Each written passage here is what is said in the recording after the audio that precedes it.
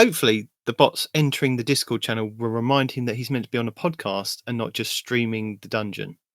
Oh, is that what he's streaming? I hadn't even looked. I still have yet to set foot into the dungeon. I finished my Iron Banner this week. I saw. I played my 18 games. I reset my rank a second time. I had like it's been totally up and down. I have had like a really good run of games this week where I felt like I was legitimately good at PvP for a hot second. Yeah. And then I've had run of games where I'm going, nope, I am trash. I am not meant to be here. I am just getting demolished by everyone. There's still an invisible hunter out there with a Luminarch that I want to hunt down and just berate and do terrible things to, because he was just everywhere. Everywhere. It's like all of a sudden you're getting hit by Luminarch from nowhere. And it's like, oh yeah, there he is again, that guy. He didn't always get the kill, but he certainly helped. So as we wait for our Hunter Master Rager, have you played much this week? Have you retained your Iron Lord title? I have, yes. What did I do? Yeah, I just no, I did fishing. I did fishing this week. Yeah. Well, I woke up on Wednesday morning and to a tweet from Bungie Help saying, "Oh, this exotic fish has been patched. It now will be dropping more rapidly." And I was like, "That's an interesting tweet from Bungie Help. That an exotic fish has been missing and now it's dropping. That's good." Didn't think anything of it, so I kind of took the kids to school. Came back scrolling through TikTok and things, and had a TikToker screaming at me, going, "The exotic quest is now active in game. You have to go to the throne world and fish for this exotic fish that was bugged at the beginning of the week." I was like, "That's why the exotic fish has been patched and it's now working. That's why." Yes. Yep. The whispering moth carp. Yes. Is now available in theory to catch. And I caught it 3 times. Nice. I caught it the first time and then persuaded Noble to come with me, and he had to come and catch it. And then we followed somebody's guide on. I think Noble was like looking online to see what we had to do. Then next, we had to go into a deep dive and find one of the thrall statues to then go and dunk it into. We did a whole deep dive, couldn't find a thrall statue. So then I looked online the second time, and it was literally in the first drop down area. I was like, how did we miss this? But it's not on the normal path. You have to kind of double back on yourself to find it. But it's pretty easy to find. But he dunked it. I didn't dunk mine, but the statue was flaming for me. So I'm not sure. I think it's worked. If not, I'll probably have to go and catch another one. But yeah, it was like, okay. So this is the beginning of a quest.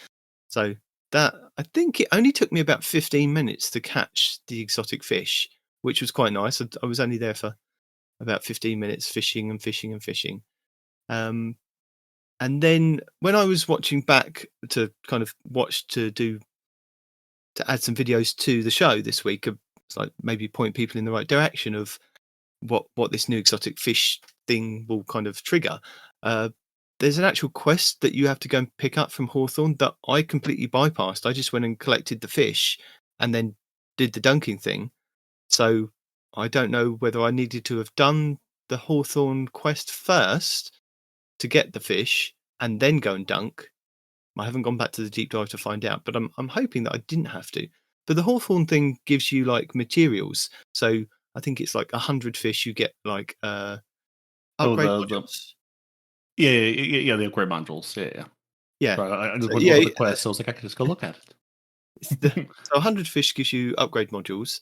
Then 200, I think, gives you some shards or enhancement prisms, and then moves up to kind of other enhancement stuff. But that took about 45 minutes, maybe an hour, to do that whole bounty of just standing there fishing.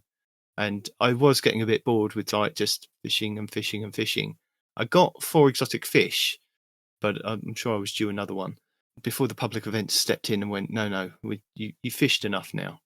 Yeah. I've had some good long fishing sessions on the Throne World, especially. It seems like EDZ. I get there to fish, and it's like 2 minutes later, the public event kicks me out. It's like, come on, I'm here to fish. Yeah, it's definitely something done best with a YouTube video or something in the background.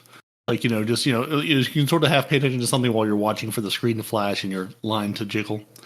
But yeah, I had the same problem because I heard, there's a, I've been sitting here fishing this season anyway, and I'm going, oh, there's a fishing challenge? There's a fishing bounty? Great, let me go grab it from Hawthorne. Went to Hawthorne, nothing there at all. And I was like, what? And then I went and looked online. It's like, and I think it was Commander Pika maybe in Houndish's weekly wrap video or something like that. It was like, one content creator referencing Commander Pika's comment about, hey, go to the basically the place in the tower, like right, there's a postmaster, but just left of the postmaster in the tower, there's the, hey, here's where you can pick up all of your lost quests, and that's where mine was sitting. It never made it to Hawthorne, I'm going to assume for bug reasons. So yeah, so if you're looking for Fishing Rally Throne World, earn points to collect participation rewards by catching fish in the miasma of the Throne World. Higher quality fish are worth more. That's where it's sitting. So I want you to get 100 points. Exotic fish are worth 20, legendary fish are worth 5, rare 2, uncommon are 1. So yeah, I mean, I've been sitting here for 5 minutes fishing, and I'm at 33 of 100. So yeah, it shouldn't take too long to do the first step. But if you don't have the quest and don't know what people are talking about, go to that place, the little kiosk in the tower just left of the postmaster, where you pick up your missing quests. And if you've been looking for other quests maybe you didn't get or that you deleted throughout the years, they're also sitting there waiting for you. Yeah. I suppose I better do an intro for the show. I'm Nitedemon. This is Peroty, and we are waiting with bated breath the arrival of our Hunter Master Rager, who is currently streaming, playing Destiny in a dungeon. I'm not sure if he knows he should be here, because chat are actually asking him questions when Nitedemon gets here, asking him about Guardian Games bounties that he's now got in his inventory. So they're reminding him he should be on a podcast like 20 minutes into the fact that he should have been here, and he's been streaming for nearly an hour. So I think he got on. Oh, there you go. Now he's remembered that he's meant to be here. God damn. I was just about to go into his chat and go, long time watcher, short time listener. Would you like to come join us on a podcast, sir? Mm-hmm. Yeah, I thought I was in the right channel, man. I had just said to Dimmy, I'm like, all right, I know it's past 10 o'clock now. Where the hell's everybody at? Yeah. And then I look, I'm like, oh. Then you look, and you realize you're in the wrong chat. You were in the break room down the hall. That's why no one's there with you. Clearly. I suppose I better roll the titles and get this show started then. Welcome to Two Titans and a Hunter, a Destiny 2 podcast. Dedicated in bringing you all the latest information, news, and opinions. This is the best show for new and veteran Guardians alike, where we share tips, tricks, and tools to help you succeed and enjoy playing even more. So with all that said, let me hand you over to your hosts, the Triumph Hunting Titan Nitedemon, the pink-panted pansy Peroty, and your Hunter Master Rager, Mr. No One Respawns in Real Life! It is going to be a short week this week, so... No, it's still going to be 4 hours. I believe in us. Yeah. Speaking of believing in people, Peroty, what is up with your armor, dude? What do you mean? Legit trip 100 stats, 31 spike, and a double 30 spike? I am an Iron Lord. That's what's up with it. I have done... See, I did not care about armor for the first, I don't know, Ever? 4 years of this game, of Destiny 2. I just collected it. I would be like a little squirrel. I find a good piece of armor and go, you're going in the vault. I don't know for when, I don't know for how, but you're going in the vault. Yeah. So I've done nothing but collect armor, and every time I play Iron Banner and it gives me a good armor drop, into the vault. Like I'm going to Xur this week to go collect the Heart of Inmost Light that has double 20 spikes on it, into the vault. So double I can go D2 armor picker. Like I see you got a double 25, a double 30, a 31, which you get into 41. That is legit years of collecting armor and just throwing it in the vault, going, and eventually not a you will have artifice. Not one. Not a single piece. What? It's artifice armor. My butt cape is artifice armor. I can see artifice on it. Maybe. I thought it was. Maybe not. I don't know. It's unnecessary for the triple 100s. I think I have a strength mod in the artifice armor just to throw something there. Yeah. No, like I have maybe 4 pieces of artifice armor. I might have a full set from when our friend in the dungeon was bugged and you could lure him off a cliff. But that's the only time I've artifice armored anything. I have like 1 or 2 trip 100s using 1 or 2 pieces of artifice armor, and I've got 1 quad 100 But I had to Yeah, see, utilize the nothing mods quad. to take me from 70 to 100. You know what I mean? Yep. But yeah. Like I'm pretty sure this build has like 5 recovery mods in it. Like I'm pretty sure it's like straight recovery mod to get that third 100 because I've got 2 and then nowhere near the third. You like that arm piece you have has got 41 recovery by itself. Mm-hmm. There's basically I think there's like 1 pair of arms and like 1 pair of boots that it basically is in every single build I have in D2 Armor Picker, because it's like, no, here's the good one you have. I could delete the rest of the non-exotic, pieces of armor and just keep those, because the game's like, no, that's what you want. I started at one point making a note like what armor pieces were in what build, and by the time I got to like 7 or 8, I stopped. I was like, okay, I get it. You are the one true arms. Got it. Never delete these. All you got to do is leave the armor on, change your subclass, maybe change a mod or 2 for the subclass that you're on, and you're done. Yep. just the same armor for everything. That's nuts, dude. I saw that and I was like, what? And I'm sitting here running around with a graviton lance and double pulse grenades. It's not nice. Double pulse with 100 discipline? Jesus. I feel like and of course, I feel like a bad man. Dude, you're like the raid boss. I might be. I've had a couple of 4-0 Iron Banner games this week, and I'm going, this is not right. This should not be happening. I got a 10 kill streak at one point. I'm going, no, this should not be happening. Nah, bro. Wow. So, Respawn. Yeah. Welcome to the fishing channel, where we talk all about fishing. Because this week, there was an exotic fish. No, there's an exotic fish that you need to go and get. Did you go and get it? Did you fish? Did you go fish? I got the quest, though. But there you go, then. So, carrying on from where we were talking about fishing, Peroty, I'm kind of in agreement with a couple of other YouTubers and streamers this week, is that I'm not happy with that silly little bar that you have to have more than like 2 or 3 people there to kind of get that bar to progress really fast. Surely they should have worked in the green fish and the blue fish that seem to do absolutely nothing to that bar. I mean, even if they progressed like a minuscule point for green and a little bit more for blue, that, people that like, if there's only like 3 or 4 of you there fishing, it still progresses that bar. It should be whatever fish you catch, it should progress that bar. And what I didn't realize, because I hadn't been fishing that often, is that it actually does tell you that underneath that bar, that when the fish are starting to bite a lot more, it says, oh, the fish are paying attention. I'm like, well, now I'm paying attention. What's happening? Now you've got my interest. Now the random number generator is going to work the same, but maybe it'll be a little bit different. I've noticed basically no difference whether the bar is up or not in what I catch. And maybe it's just because I've been like fishing for a while and a public event hits and the new fishing point spawns, and I don't get like an exotic fish like the 3rd cast.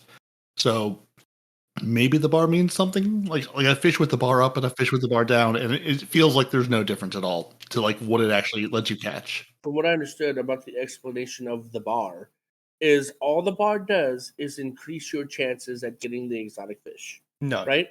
No. It's just a percentage bar.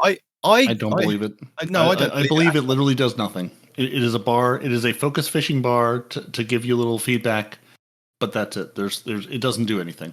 I don't believe this bar is effective at anything at all. The first time I caught the exotic fish this week, it took me 15 minutes. We didn't even have a full bar, and it took me 15 minutes to just stand there fishing away. And then when I caught my 2nd or 3rd exotic fish this week, I literally rocked up to the fishing thing, and it was about the 3rd cast. And it was like, oh, hang on a minute, where'd this suddenly come from? So, yeah. Yep. Yeah. I simply don't. I don't believe the bar means anything. It's just there to make you feel good about yourself. That's it. When you are fishing, is there a knack to when you pull the line back out? Because I've noticed, regardless of whether it says perfect catch or normal catch, it just gives you whatever it's going to be. Yeah, I fully believe this is 100% random. I don't believe there's any. I sat here and like caught like, I don't know, I think 7 or 8 fish with perfect catches just to see does it seem to do anything? Were they always purple? Does the quality increase? Again, it has a chance. I think the whole thing is a random number generator. I don't think. I think it's a slot machine. You walk up to it, you put your coin into the pond, And then you wait, and then you pull your coin back out of the pond, and maybe there's a koi, maybe there's not. That's it. That's just it. It's absolutely a random number generator, but it's a random number generator that gets a little bit higher if you do a perfect catch, or if that little bar of yours gets fuller, right? Your loot drops get have the potential. Have the potential to get just a little bit better. Look, I've already caught 2 legendaries just since I've been here in a couple minutes. You know. Mm-hmm. So now the other question I've got is that the bait box is shared across all your characters, isn't it? I don't know. Or your fishing tackle, whatever it is that you've got. Now, if I catch loads of stuff on my hunter, can I then pick it all? If I dunk it at the helm, does that then transfer to my Titan? If I dunk with my Titan, is it? Okay. I just wondered. I think it should, because if it's shared in your inventory across all 3 characters, it should be something. So even if you don't want to pick up, if you get loads of exotic fish and you want to see if you can get different rolls of exotics on like the Warlock or your Hunter, whereas instead of your Titan, then you could just dunk it on that character and it should give you exotics for that character. So that's what I'm thinking anyway. I haven't had a chance to go and try it out, but or just play 3 of anything and you'll have more exotics than you know what to do with. You'll be tripping over exotics. we are. Grandmasters are out now, so exotics are definitely a thing. Not even that. Like just playing 3 of anything already exotics. I've had to like clear my postmaster of exotics. I've tried to limit it to 1 full row of exotics at a time, so I don't fill the whole postmaster up. Or not postmaster. Banshee or Rahul. Yeah. That's the man. Like I'm tripping over exotics. They're just being showered upon me, which is great. I'm getting some decent stuff out of it, but it's great if you're a new player. Because if you're new coming into the game and you haven't got any of these exotics, I bet it's absolutely amazing. You're like getting an exotic here, an exotic there, an exotic over there. It's like exotics forever. But I think... You think? I would think that would take away if you're a new player, because they're like, this is supposed to be exotic. It's supposed to be rare, you know? And I'm just... Yeah, but go back and think, when you were initially playing Destiny, it was like... When you got an exotic to drop, it was like fantastic that this amazing... Yeah, because you hardly ever saw the damn things. Yes, and I know that we as veteran players kind of missed that in Destiny 2 because we are now just showered with the exotics. It was like, I mean, that's why Xur on a Friday was such an amazing occasion, because you never knew what he was going to bring and what roles he was going to bring with those exotics. And it was more of a spectacle of, and people were excited to see Xur. I don't think I visited Xur for months now, even when, no disrespect to the people that actually go and make the Xur videos and say, this stat roll on this thing is that. And I'm like, I've already got that, and it's already got a good stat roll on it for a build that I, can put together. Yes, that roll over there is amazing, and it's probably amazing for new players, but I don't need it, as a veteran player. Some of the weapons sometimes he has, I go and visit to go and get, because they say, oh, this legendary is amazing with these kind of perks. So, but yeah, I think that the exotics have been lessened as we've kind of gone through Destiny 2 as kind of just drops in the world. There doesn't seem... That's because of the focusing, though, right? Because my concern when they started talking about this whole exotic focusing, it's like you hardly ever see these exotics, right? So you might get to focus 1 or 2 things every few months, right? But now they completely subverted my opinion, because like they changed the drop rates of all the exotics so that people can get these exotic engrams so they can focus. And I'm just like, ooh, they're almost dropping like legendaries. Almost, Now you just need exotic ciphers to actually get the ones you really want, and those are very few and far between. Honestly, I don't even know how to get an exotic cipher, dude. I've just always got one in my inventory, right? And when I spend it, Raul's got another one waiting for me, or somebody's got another one waiting for me, and I just... Xur, you can pick one. You can get one from the season pass. You can get a weekly bounty from Xur to give you one. So it's a nice man that Nitedemon never goes to see. See, I go visit the man when Fallout tells me via 1-minute video if Xur is worth visiting. That is one video that I wait for every single week, is 1 minute of is Xur worth it. It is short, it is cheese forever status speed, and it tells me everything I need to know. And that's also how I've collected my armor. Going back to earlier, that, if he's like, hey, this is an amazing Titan armor roll, like Hunter has good armor this week, if there's anything with good spikes, or if, high discipline recovery or resilience recovery or something, I go, let me throw you in the vault. Let me keep you for later because you might be, I don't pay attention to what I have. I just go, let me add another piece of this puzzle and let D2 Armor Picker sort it out for me. Right. Yeah, and the other thing that I completely forgot about, and to remind people, is that don't forget we had the stashes, didn't we? If you bought the season pass with all the trimmings this season, so you've got the dungeon keys and everything else for Lightfall, then you do get I think it's Rahul's stash. So every season you go and visit Rahul, and he gives you like an exotic ghost. He gives you ciphers. He gives you the Ascendant shards and cores and a wondrous amount of stuff plastered at the top of his thing. And I completely forgot about it until this season rolled around. I was like, I must remember to tell people who listen to the show, so that if you had bought that kind of whole package, don't forget to go and visit him because he does have stuff. And if you saw he had stuff and couldn't remember why, that's why. Yes. Which is that's what happened why people had stuff, right? It's been brought to my attention that you have unclaimed Guardian Games bounties, and I have people one. are like, "Why?" And it's not people; it's just T-Rex. It's just one because it's important for him to hold on to it. He needs it. It's important to his life. Well, I thought I'd just hang on to it. What's the problem with that? There's no point in turning it in. Why did you think you had to hang on to it? Well, no, are you literally going to hang on to it to the next Guardian Games? Yeah. Yes. I know it. I freaking know it. No, but the thing 100%, is... There was no question there. This was certainty, like death and taxes. This is a certain thing. There was no question in this. The thing is that when I picked it up, it was during Guardian Games.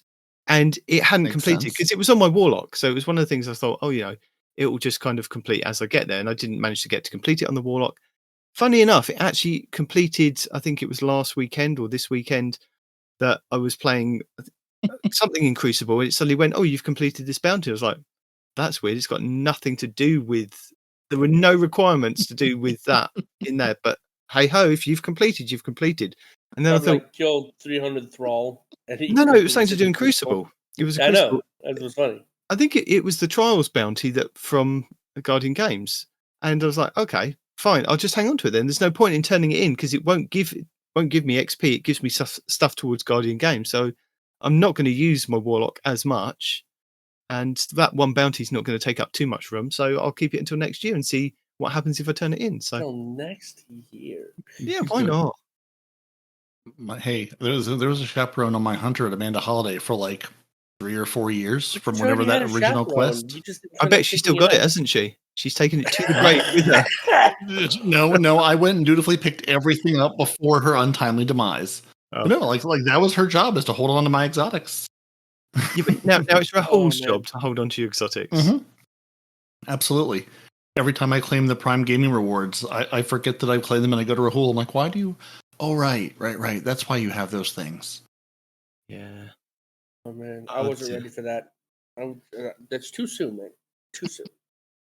So the way that this exotic quest for this exotic fish, the moth thingy, works is that I'm hoping that it's not tied to the location, because if it's tied to the location, then next week people will still be able to get it because you can still fish at those locations. It's just so you get more of a chance in the exotic weeks, isn't that right?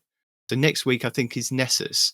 So we should follow the rotation that next week, once you've got the moth one from the Throne World, you'll go to Nessus. You'll have to catch another exotic fish and then take that into the deep dive and dunk that at one of the statues. And then the following week after that will be the EDC, get another exclusive exotic fish, take that into the deep dives and dunk it. And then I don't know if there's going to be a follow-on to that part of the quest, but in theory that should last us 3 weeks, and then that will take us up to Solstice of Heroes, because that rolls around every summer. So we've got that this in this season, which is quite cool. We've got you remember the EAZ? We love a bit of EAZ. Flying around the EAZ and unlocking all the chests, and they change it each year, and we were like, oh, is there going to be something new? No, the bosses seem to be the same, but opening the chests. I don't like that. Like, I like the Halloween. I like the old Halloween stuff where you go in as a fire team and see how many bosses you can kill within the time frame. You know what I mean? I enjoy that. I enjoy just like the horde mode kind of scenario. Just go in, kill everything that you can as fast as you can, and the faster you kill things, the deeper in the dungeon you go, and the better stuff you get. That to me is fun. No, the trees, the one from when we went on Mercury, we went down in the different trees and the different the trees, and then you had the Halloween ones when you were just kind of in the dark area, you know, the and you had the Infinite Forest one. chasing you.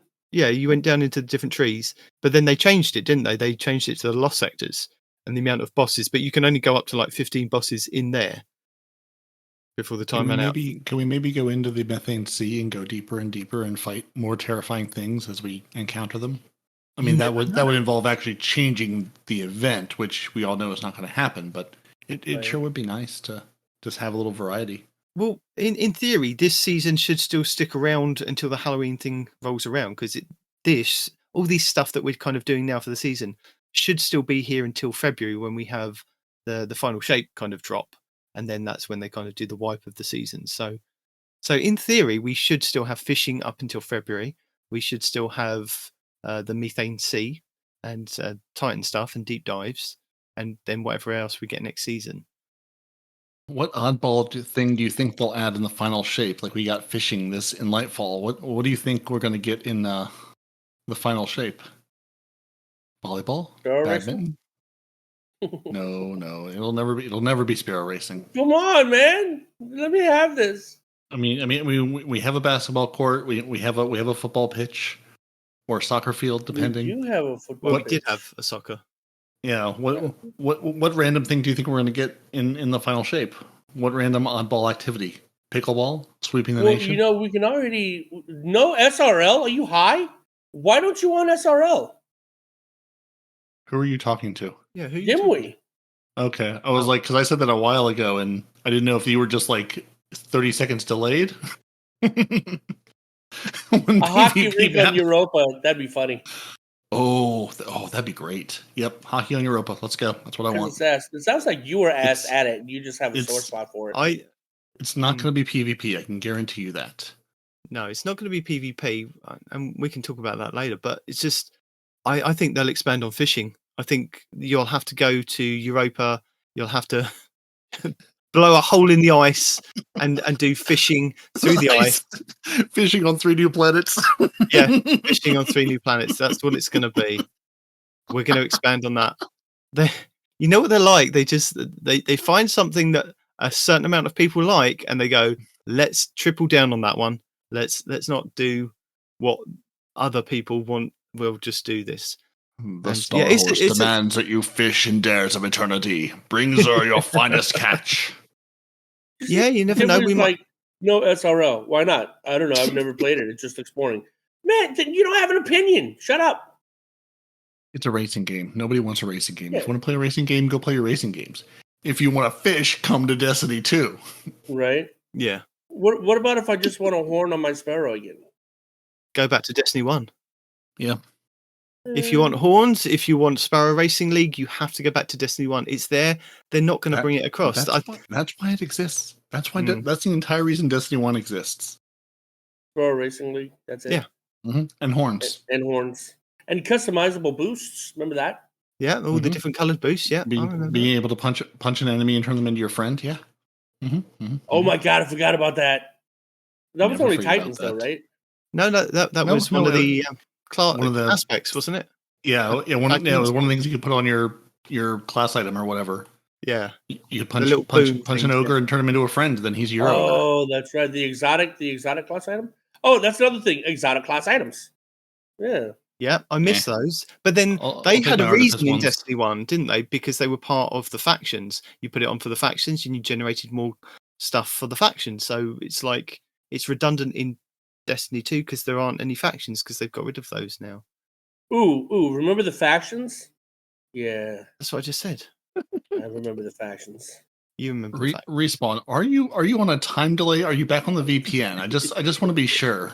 No, I'm not on VPN. No, I heard them. I just that part was intentional. Yes, they were artifacts. Those things that were that you could get. Yeah, we had Memory of Gillian grants a detailed radar. Radar persists when sighted with primary weapons. How broken would that be now? Mm-hmm.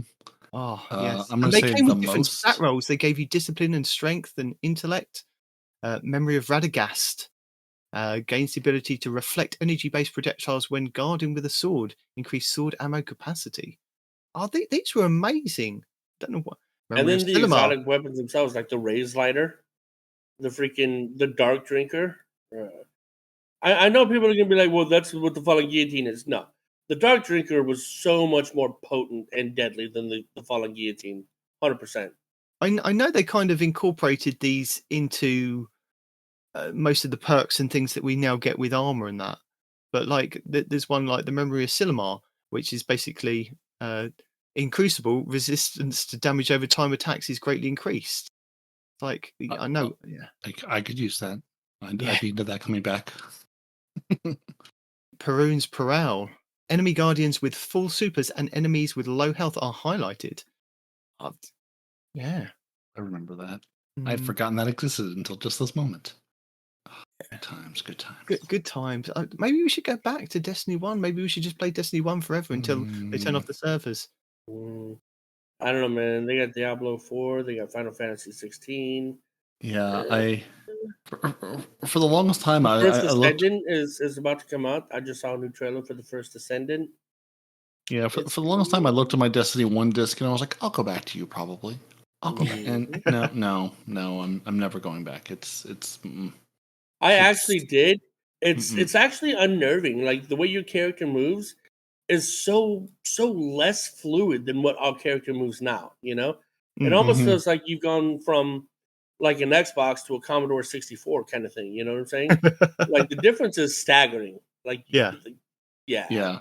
Listen, when Windows 11 is out, I'm not going back to like Windows ME to be like, the good old I'm not days. even Yeah, using no, Windows 11. it's- Windows 11 is janky as hell. well, no one's using Windows. No one's using it. I'm just saying it exists. No one's using it. My just saying kid it's is, a dude. thing. He's like, "Dad, can you help me fix my computer?" I'm like, "Sure. Let me log into it or whatever." Right? It's called Linux. And Linux then I'm will like, help you. It'll do everything you need to do. "Like, what? Why do you have 11?" I don't know. Download it one day. No, it asked you to download it. You said yes. I mean, it is a shame that so many things have been taken out of like the Destiny 2 universe as a whole of that they could have put in to have more variety for people to play. Imagine if SRL, the Sparrow Racing League, only came around like once every 3 months. You know, it came with That was like awesome if it came around at all. yes, but that's what I'm saying. Make it a rotator like the rest of our big events. Yeah. And faction rallies, if they threw those in as well. I mean, I know that we had them originally in Destiny 1, and then they did do a sort of thing with those in Destiny 2, where you could get exotic weapons and catalysts from. But yeah, imagine if they'd thrown those in as well. Just it would add more. I know it would be more stuff for people to do, and probably more stuff for people to complain about. But you bring up a point though. But like, remember faction rallies, like what you were talking about. Faction rallies back in the day, you freaking that was actual. People got involved in that, right? I think. No, I don't even think. Because there was a bet money reward. that people cared more about faction rallies then than they care about freaking what do you call it now? The Guardian Games. You know what I mean? Yeah. Right, Yeah, because there was a reason. Like there was a reason. Like that's why those of us running around with the Graviton Lance and the Sunshot and the Sweet Business, was the third one. Yeah, that's where those catalysts originally came from. It was basically, you choose a faction. If your faction wins, then you get the catalyst for those weapons. And so we as a community sort of said, hey, we're all going to do this. We're going to work our way through in the season as the seasons go, and we're going to get all of these catalysts done. And then. That's right. Yeah, like there was a big carrot at the end of that stick. It wasn't just like, oh, go play this and you'll have 1,000 drops of the title, or you'll have 15 drops of the Riptide or whatever the weapon is. There's an actual reward that's meaningful. And going, it's not even this that, is right? the thing. So like the Guardian Games, you get the one weapon, you get one armor set, and you get probably one shader, right? But with faction you get rallies, 400,000 weapons, but they're all the same. Yeah, well, fair enough. But with faction rallies, right? You got a set of armor per faction, a shader per faction, and like a set of 5 or 6 weapons per faction. during And these rallies that you could once get, you got you to a know? certain point in ranking up with that faction, you could then access the exotic class item, couldn't you? So you could have an Mhm. exotic cloak, which would then generate more reputation for that faction. This is Destiny 1, by the way. Yeah. And you could then get more reputation to unlock more weapons, you know. But imagine if they'd put that into Destiny 2 and really leaned into that, like they have at the moment. Whereas, you know, when you rank up with Shax and you rank up with Zavala and the Drifter as well, that when the weapons that Like drop, that. What was that? And- And the Drifter as well, yeah, sure. and the Drifter as well. I suppose But we could also play Gambit if yeah. you really wanted to. Gambit main, Play Gambit as 19, well. Yeah, professional Gambit's 19. in the game. Mhm. But imagine like we do now, whereas when you rank up, you get more and more perks to unlock on the weapons that drop, so that you have more of a chance to get the god roll that Yes. you wanted. So imagine that they had that with the factions and had the faction, because the faction weapons are in the game. They've thrown them into like Banshee's loot pool and just kind of world drops. But imagine if you could have ranked up with your faction and had more of a chance at getting different roles. And rather than them resetting every kind of season, that the weapons set kind of reset every season. But you know, maybe you drop down 1 or Your 2 rank points. didn't. Nah. Once you had the rank, you had the rank. Yeah, but imagine like say you got to rank 5 with your faction this season, and then next season, just to make you grind a little bit more, they took away 2 ranks for you. So you had to grind back up to unlock all the perks on the new weapon set that they've kind of introduced with those, or the new perk set that they've dropped with those weapons for those factions. People would probably still play, and that you'd have more engagement than you would, like you said, with the Guardian games. Because they could have had faction games. They could have changed it into faction games. Whereas, you know, yeah, it would have made a little bit more sense. Because I think if they'd have incentivized people to actually pick the factions like they did when they said when we started in Destiny 2, when you had to go and pick which catalyst that you wanted to unlock, and you basically were kind of. It was luck of the draw, wasn't it? I know as a community, there was a lot of communication of like, right, as a community, we are all going to go for New Monarchy this season because we want to get the Sweet Business catalog Except catalyst me. unlocked I was dead first. orbit every time. I didn't care. I know you did, but then you lucked out because you chose Dead Orbit. You weren't then able to get the Sweet Business catalyst unless you have to pay something ridiculous amount to then go and buy it at the end of the season. I don't remember. I just remember Or at the end of that. No, it wasn't a season. It was only a week, wasn't it? You had to generate so much XP for your faction in that week, and you could unlock the catalyst for the Sweet Business, say.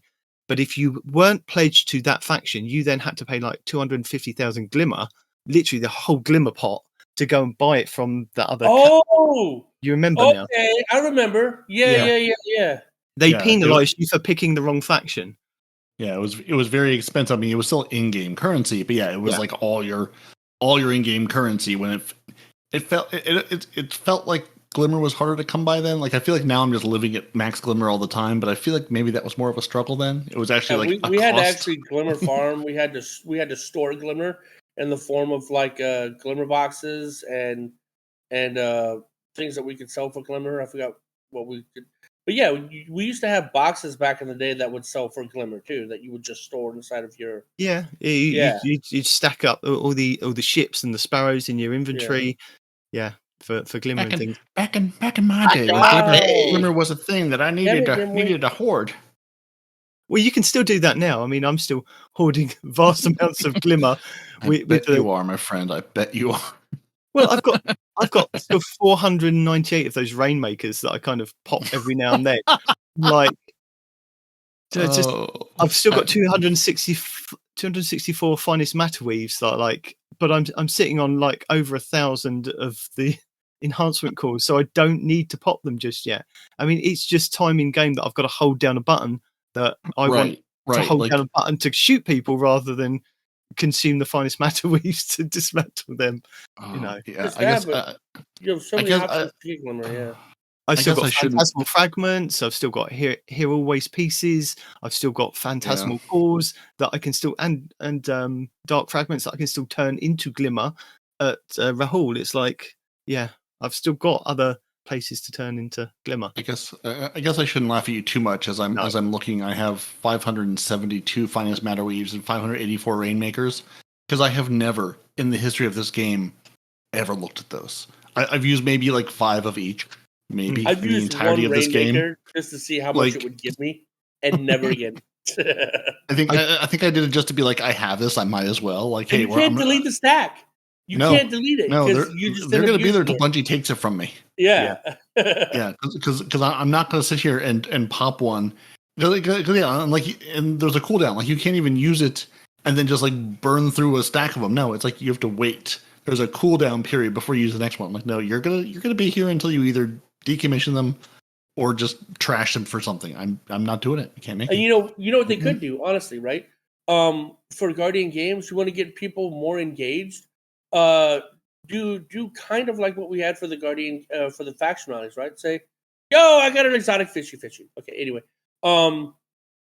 So have like if the hunters win, everybody has access to this gun, right? If Titans win, everybody gets access to this gun. If Warlocks win, everybody gets access to this gun, right? So if you put the carrot on the stick, depending on the weapon, that would encourage a lot more people to play the Guardian games, depending on the weapon that was at stake, right? Right now, there's no, like you were saying earlier, there's no incentive. There's no reason to go play Guardian games because everybody gets the same weapon, everybody gets the same armor, everybody gets the same shader, everybody gets the same everything. So make it different depending on who wins. You get access to a different armor set, or like that, like an armor set, right? Maybe if the hunters win, you get the Moth. If the Titans win, you get Godzilla. If the Warlocks win, you get I don't know, something, right? So make it so that like depending on which subclass wins, which class wins, you get access to a set of weapons or armor that class got for winning. You know what I'm saying? Yeah. That would generate a lot of stuff. And that, I guess, depending on what the loot is, would actually get more hunters to come out too. Because right now, hunters, me being one of them, we don't even play Guardian games because it's like, why? So instead of Bungie saying, hey, here's a robot or a mythical creature armor sets, vote on the one you want, they're going to say, hey, Hunters, you have this one. Titans, you have this one. Warlocks, you have this one. Whoever, wins Guardian games or something, that's the one that's available. Like instead of it saying, let's vote via email, saying each of you have one of these, depending who wins, that's the armor set we're going to make and give to you in, XYZ, Nice. Doesn't have to be necessarily like, that moment, but like, hey, in the next season, that's what you'll get, So it should be that moment. It should be at the end of the Guardian games, right? They've already got the armor sets ready, and whoever wins, you can purchase that armor set, or you get that armor set, right? So if you were a Titan, you get the armor set. If you played as a hunter, you have to, I don't know, maybe buy the armor set from Eververse or whatever. You do the same thing. Say, it probably wouldn't be Glimmer at this day and age, but say if you get it, because I think we still had to like buy it, like buy the catalyst, but it was like 100 Glimmer or 1,000, like it was something much less.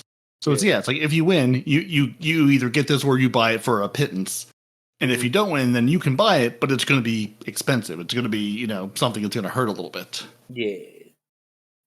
That would get a lot more engagement for Guardian. Yeah, I mean, just put some stakes on it.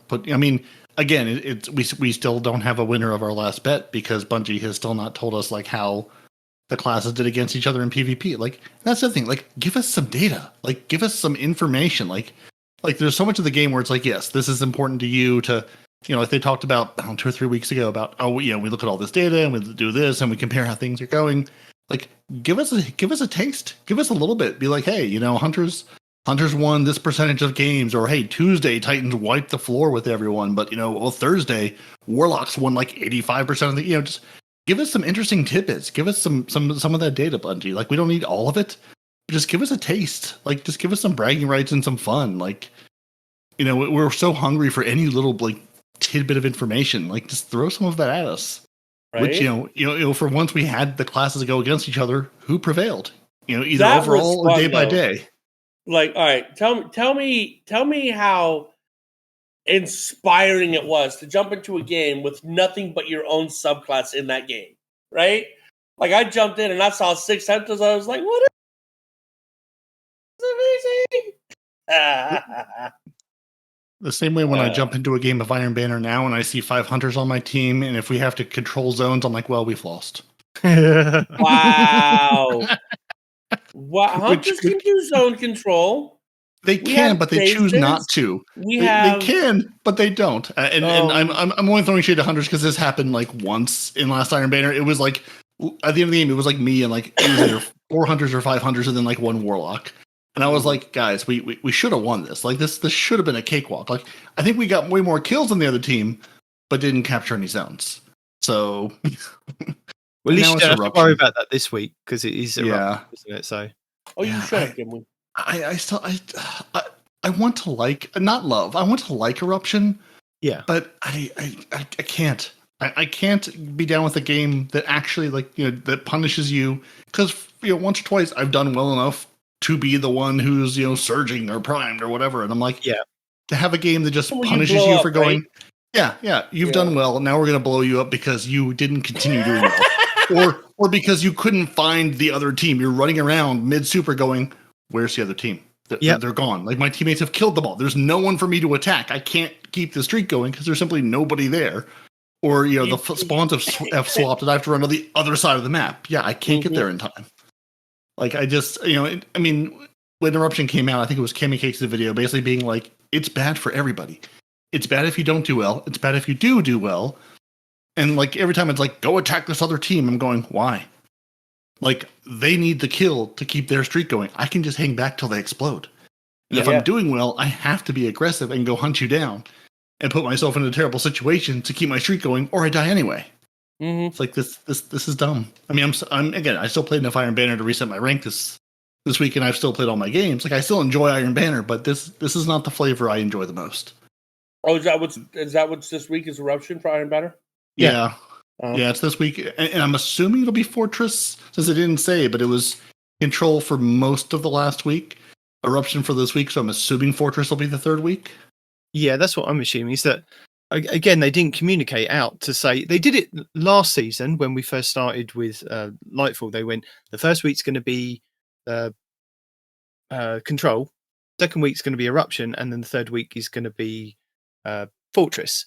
And I think they just assumed that everybody knew that that's the rotation that we were going to have going into the Season of the Deep. And we were all like, Iron Banner's returning next week. We don't know which Iron Banner. It could be one of many. They could introduce any other. And we, as we said, we did end up with Control for half the week until it went all completely up the wall. And we had to then switch to Eruption, which made us think maybe we'll get Fortress this week and then maybe back to Control the 3rd week. But no, it's going to be... we're going to follow the trend. So there was a bug this week too that they had to change in the middle? No. This week has been Eruption the whole time. It was just Control where Titans were breaking everything. Oh, okay. Yeah. But yeah, I think I'm kind of in agreement with you. It's you get to the point where you've done quite well and you have to go and find somebody.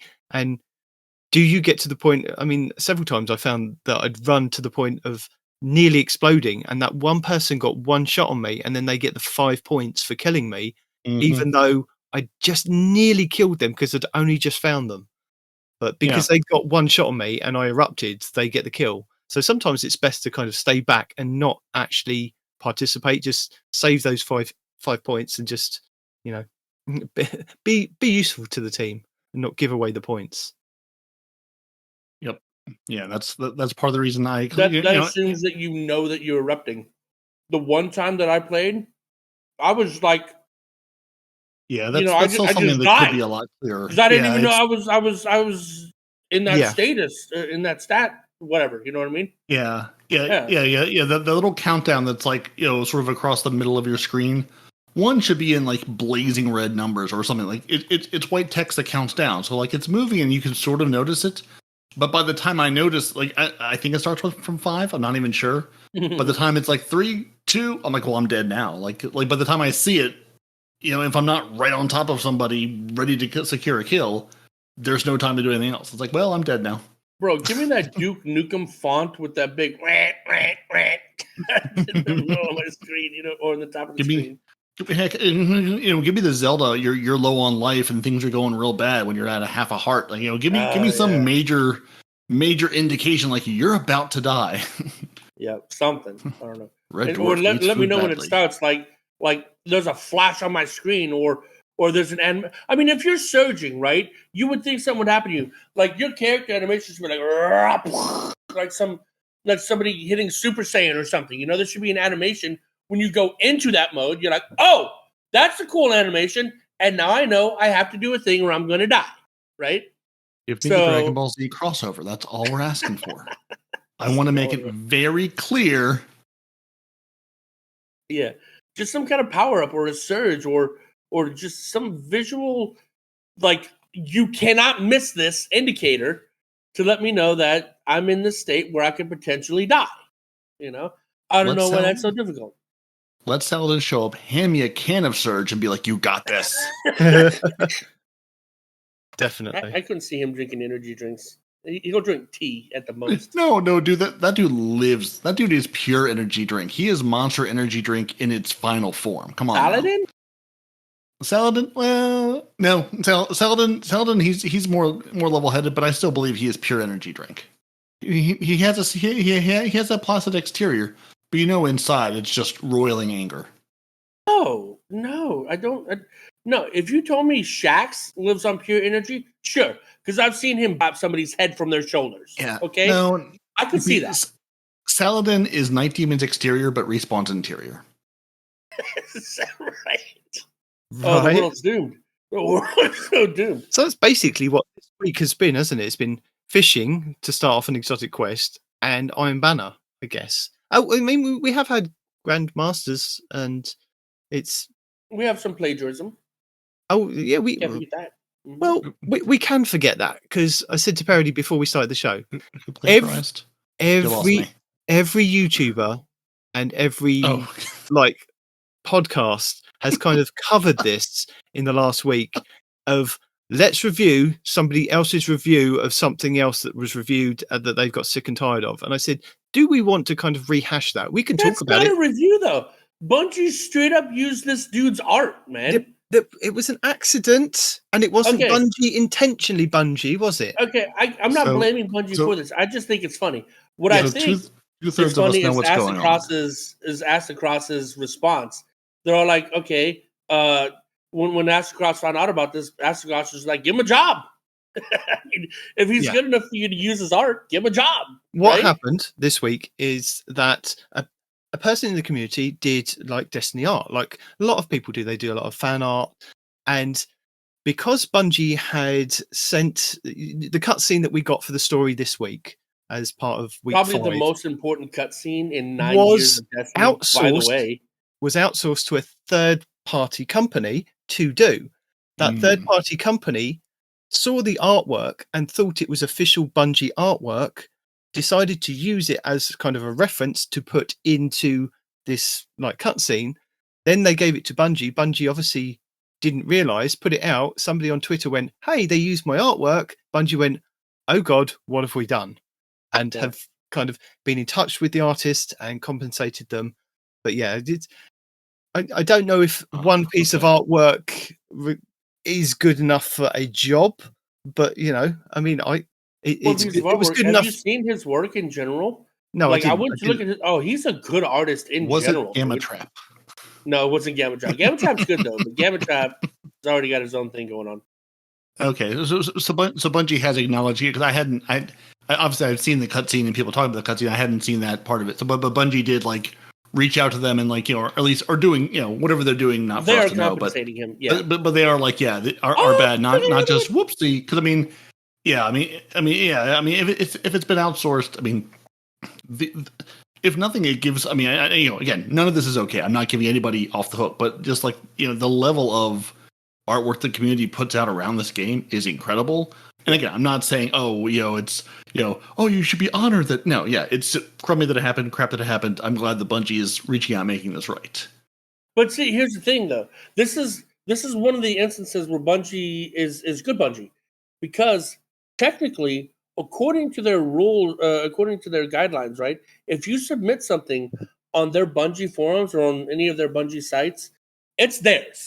Whether it's art, whether it's music, whether it's whatever. If you've submitted it to Bungie, it now belongs to Bungie, right? Yes, but that is on the basis that they're going to use it in a TWAB, they're going to use it on Twitter, they're going to use it to help promote the game. It doesn't matter. It's not theirs. actually use but not actually use it as part of artwork as reference for like a cutscene. That's not how that works. Specify that though. Nobody specifies that. They probably will do from now on, but they probably do. Now on. If you actually read all the terms and conditions, every single like social media site or any site on the internet, when you sign up and you click through the 9,000 paragraphs of text, basically gives them some, irrevocable right to basically say, we can use this, so we're not having to clear each and every piece of art with each and every person. Like exactly, for the most part, it's basically we can use this to market the game. It often draws a line that we can use this in the game as our intellectual property, as what happened with the cutscene, which again is why they're making amends. But yeah, it's basically Bungie can put your art of the week or movie of the week out in the TWAB or the TWID or the whatever, and then not have to compensate you every single time. It's like there's a line there. I mean, it's the same thing with any social media or any site on the internet. You're putting things to, or submitting things to. Yeah, but I still think it was good that they decided to do that. But no, we're compensating, and we've reached out. I was like, that's pretty cool. Yeah, that's pretty cool. Yeah, yeah, and I mean, that truly, again, you've got a third party company. They, whoever they are not as in tune with. I mean, again, in tune with Bungie, and also, they might be fired. Right. It might be like, hey, maybe next time double check on all the things and what's going on and who's where and yeah. Well, yeah, I mean they were talking about this in the community. So like it's very hard. It's hard for me when I'm actually scrolling through for like looking for artwork to put with like the little thumbnails to put for the thumbnails for our videos and things. What is actually officially Bungie art and what isn't officially Bungie art? And I will more or less stick to whatever Bungie put in their press kits than I will kind of searching for images online, because I think that could be somebody else's artwork, and I don't want to use that just in case. Whether it's on DeviantArt and other places that Bungie art, actual official Bungie artists, belongs to somebody. Yeah. So some of the like where they post stuff about Bungie and you can see the official Bungie logo on it that they've worked for Bungie and this is official Bungie art. But sometimes you can't tell the difference. It's that good, and I kind of steer clear away from that because I don't want to kind of get involved in any issues of stealing other people's work. So, but it's a minefield. It really is. Yeah, that's one thing. And now again, this is showing all of our showing my age and all of ours. Back in the day, Flickr, when that was the hot place to put a lot of artwork, they would be good about saying, hey, this is a Creative Commons license. This is hey, you can use this. It's cool. You could use this. Give me credit. It was much clearer what you could what was the artist's work and sort of how they were licensing it, saying, hey, you can use this however you like, or you can use this, but you have to pay me. Now it feels like everything is a remix, everything is a version of something else, and trying to find, is this official, is this fan art, is this some version, someone who worked for Bungie 8 years ago, so they've got the style down and the look, but it's not technically Bungie, like that. I think you made the point I was sort of trying to get to a minute ago, is it is a minefield of content and trying to make sure you're not stealing someone's artwork, even if it's unintentional, going, oh, I thought this was official Bungie because it looks incredible. Yeah, and like me and Nitedemon, we and it's a shout out to these guys too. It's a band called Elsewhere, right? They help with my intro music for my personal channel, and then the intro music for the Two Titans and a Hunter, right? They did that for us, but even though they did that, I still put a shout out to them on my welcome screen that, hey, this music is from these guys. Yeah, it's always in our show notes. Yeah. And, they did it for us free of charge, said, hey, this is for you, free and clear. We don't have any, power over it or whatever, but still they went out of their way to make this for us. So I make sure that, they get credit for it, because it was a cool thing that they did for us. Yeah. And it's the same with any of the sound effects that I use in the podcast. If people are happy for you to share it and say, yes, you can share it as long as you kind of credit us, then that's absolutely fine. But yeah, minefield of everything these days. Oh, yeah. Yep. Speaking of minefields, merch. We need to have our own minefield out there, bud. So speaking of minefields, now we're going to actually review the last 3 podcasts that have come out this week and give our reactions to them, keeping in line with the content everyone else is making this week. So we're going to now listen to the last word in its no. I tell you what, I'll give you the cliff notes for the last word and DCP. They cover everything that Astacross covered in his video about microtransactions that then Datto then covered on the microtransactions. I haven't even watched anything else. That again in itself is a complete minefield of a slippery slope of.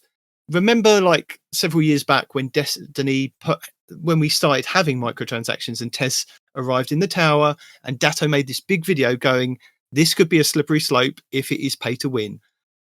Astacross has basically revisited that and kind of gone down a rabbit hole of microtransactions are bad for the game because we're not actually getting any kind of anything back into Destiny. And I think this all kind of stems cosmetics. That's the whole point. That's why it's optional. It's not pay to win. It's just cosmetics. Yeah, but it's a slippery slope. Except for 1 or 2 weapon skins that actually changed how the weapon zoomed in or whatever. Yeah, but I think they've changed the barrel length of a weapon. They've retconned those. Yeah, but I think this all kind of stems from Bungie going out of their way to say, look, when you bought the cosmetics for the Whisper of the Worm sniper rifle, those paid for you to do that secret mission, the Outbreak Perfected mission in the tower. And, this is what you're kind of, when you purchase something in Eververse, this is what it's going towards. That is the only time they've ever said that you purchasing something in Eververse has paid for something in the game.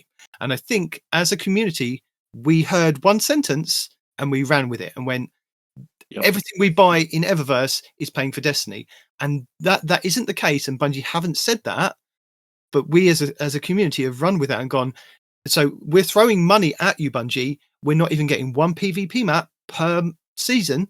We're not even getting these hidden maps and these hidden quests in the game, but we're throwing money at you. Bungie are going to do with their money what they're going to do. There's also pricing issues with the way that packs are kind of bought with the dungeon keys and things. If you want to go and listen to Astacross talk about it, or even Datto talk about his video, or other podcasts dissect it, then I will link all of those in the show notes. DCP had a really good breakdown of it, broke it all down, and had some really, really good arguments for it, for and against, kind of basically. But it's one of those things in the community. We get to this stage every year, and I think we even say every year that there is a lull in Destiny, and then people start critiquing literally everything about Destiny and everything. Yep. This is the video, the Astacross video is the catalyst for this week. And I think Astacross putting it out at the beginning of the week really did think that there would be a response by Bungie in the TWID, whatever it is called now, TWAB, this Thursday. I think that he was thinking that there would be some kind of response, but there's been nothing from Bungie this week so far, anyway. What I was saying is, I thought that Bife started some nonsense because I saw there was a video that Bife put out, and I saw 8 or 9 streamers talking about because of Bife's video. He was talking about the lore. He was talking about the lore and but everybody's the origin of really, really hating on Destiny because of something in Bife's video. I didn't watch the video. I don't know what it is, but no, people are hating on Destiny because it's that season. And I saw. In the moments that Reddit has been working this week and up and communities were open, I saw someone basically post I don't go to the Destiny Reddit because it's just a cesspool of anger and rage. But I saw someone post this week and be like, hey, so I just sort of came to the game and found it and I'm really enjoying it. I'm really enjoying the free to play and I'm debating, do I go pay for it? And they're like, well, and then I come to the Reddit and see the community and everything's bad. They're like, is it like this all the time? And half the commenters were like, nope, it's just this season. This is the season of Destiny 2 where we're all upset about things. Yeah. And no, it's not usually like this. It's just, but once a year or so, we'll get into this mode of everything's terrible and the game is trash. And it's, will the game go on? And it does every single time. Has for 9 years. And I don't see any reason for that to stop. A second game would be a good reason for it to stop. Bungie focusing more on their new game than their old one. Yeah, that's one of the other things is that, all the people that we're paying for Marathon. Do you guys not know how companies work? Possibly are. It's one of those things that, and they're going to do it. I do agree with the fact that maybe if they put in the game a certain amount of cosmetics next season, and they said, look, going forward, if we raise, X amount of dollars, and you guys purchase these sets, we will give you like a new PvP map every season. I think if they did that, people would, they'd have to be clear about it and say, we need you to purchase all of these, and then we will create a new PvP map. That the money will definitely go towards that. I think people would jump on it. Like blackmail or I'm not blackmail. What's the other word? Honestly, I'm not sure people would, because I think that was part of. I think I saw again. I think it was Ill Physics I referenced last week. Yeah. And basically, I think when the 30th anniversary pack came out, Bungie said, "Hey, we're going to make investments in PvP and do this and that." And he's like, I set myself basically a calendar reminder for 18 months into the future, which was about now. And he's like, none of this has come to pass. So I think at this point, again, on the PvP side of the game, it's sort of you're going to need to show us something before we believe what you say. Yeah, exactly. Extortion. That's what I was looking for. Extortion. Yeah, you made a lot of promises. You need to, some of these we need to see these before we believe you again. There needs to be some kind of conversation from Bungie, basically. I think if they came out of like in the next couple of weeks and said, look, the money that we've got from you purchasing X, Y, and Z in the store will create 2 PvP maps in the next 2 seasons, and then going forward, if you purchase X, Y, and Z, that this will then create more PvP maps going forward. As long as you keep but they need to be honest about it, like they said with the Whisper of the Worm. You need to do any of that. As a company, they don't have to tell us what they spend their money on. I know they don't. Now, if they wanted to be nice and encourage the community, that would be something to do. Yeah. I agree. And I think I'm kind of in agreement with a couple of other people in the community of that PvP is going to keep the game live. It's going to keep that they can put so much stuff, they have put so much stuff into the PvE aspect of this game. But the problem is with seasons and things, they take it all away. Within 9 months, everything that we've had in the 4 seasons disappears. We're still left with like the story and the big content drops, but those seasons kind of disappear. And yes, I know that they've said like we have next week, we've got the PsyOps Battlegrounds Moon, which was part of like an expansion, part of a season now put into Nightfall rotations. So we have got some of that content that they have created back in. Yeah, I know. But I couldn't have said it better myself. There's so much PvE content that they do take out of the game. Right. And I think if they want people to still continually engage with the game, they need to keep putting PvP maps into the game, because PvP is one of those things that when we had the House of Wolves and we had Trials come along, it kind of revitalized Destiny 1 because there was PvP to do. Yeah. There was, I know we had the Prison of Elders, but there was PvP to do, and it was a new PvP. And I think if there was new PvP maps, just one a season, or maybe one every 2 seasons, and maybe a revitalized Destiny 1 map, because you think about it, I think there's about 10, 12 maps from Destiny 1 that aren't in Destiny 2 that they could port over. I mean, I know it's easy for us to say port it over, but if they took a little bit of time, there's still people getting yelled at because people are like, "Oh, reusing assets, boo." Yes, but it would reuse them, please. Yeah, please just reuse them rather than don't reuse anything at all, or don't put anything PvP new into the game. Reuse them and see what the feedback is afterwards. Right. I mean, I think I'm on board with you, except I think if Bungie's going to come to the table with that offer of, hey, you basically, we promise you PvP maps, I think they need to come bearing gifts. I think it needs to say, hey, here is a new map, or hey, here is, next season we're getting a, reprised D1 map. Then we're getting like another preview, like another planning on it looking like, or something like that. Well, I mean, not even that. I mean, I think Bungie needs to come to the table with with something, not just the promise of, oh, hey, we promise we'll give you this, because I think everyone will go, yeah, you said that before, we'll believe it when we see it. I think there needs to be a we see it. Hey, season whatever, here is, or surprise, next season you're getting 1 or 2, reprised Destiny 1 maps as a, sort of as an offer of good faith of, we're going to put our money where our mouth is. Here is some reprised maps. Now we're going to give you, a new PvP map with Final Shape or with whatever season. and say, give us something now to say, we're not just telling you, we're showing you, here's what we're going to do. Here is something for now. There is more coming. Because right now it's been, there's more coming, we promise. And that promise has not been fulfilled. And I don't know how you fulfill, how you sort of get people to buy into that and believe that without some sort of offering of, give me something now. I mean, and that being said, I think like what Nadeem was saying, I mean, PvE is great and they put in tons of investment and that's only improved the game and gotten better and better and better. But PvP is sort of the evergreen piece of it. Like PvP is always there. Whether the PvE side is up and down, people like the season, they hate the season, they didn't buy the season. PvP is always there and sort of always unchanging. And that's sort of, I think, what keeps people in the game, at least, or, keeps the people watching Twitch, keeps the game in the collective memory of people who play.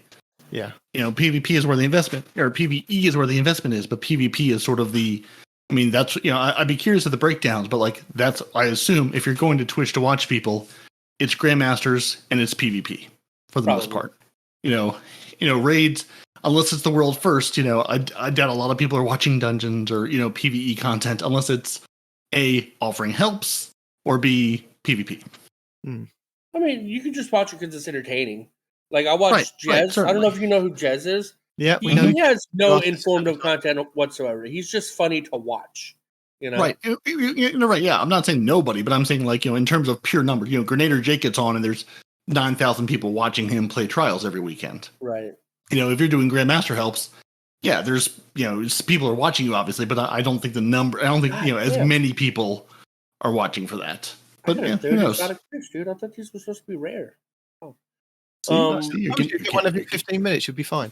You're getting the fishing bug. Fish, though. It's the same exotic fish. Yeah, that's fine. And then after you get about the fish of the week, you get a different one after that.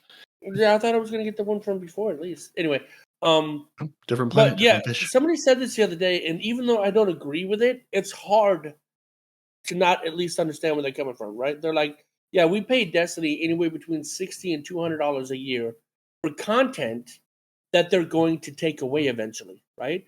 Because if you look at older games like WoW and Guild Wars and things like that, once you bought the content, it's always there. Like, people that play Guild Wars now can go back and play the first mission they ever did. You know what I'm saying? Because it's all there. They paid for it, and it's always going to be there. Whereas Destiny has the content vault. Oh, we know you paid for the Taken King. We know you paid for this, but hear me out. We're going to take it away. Okay, now hold on. Hear me out. It's for your own good, right?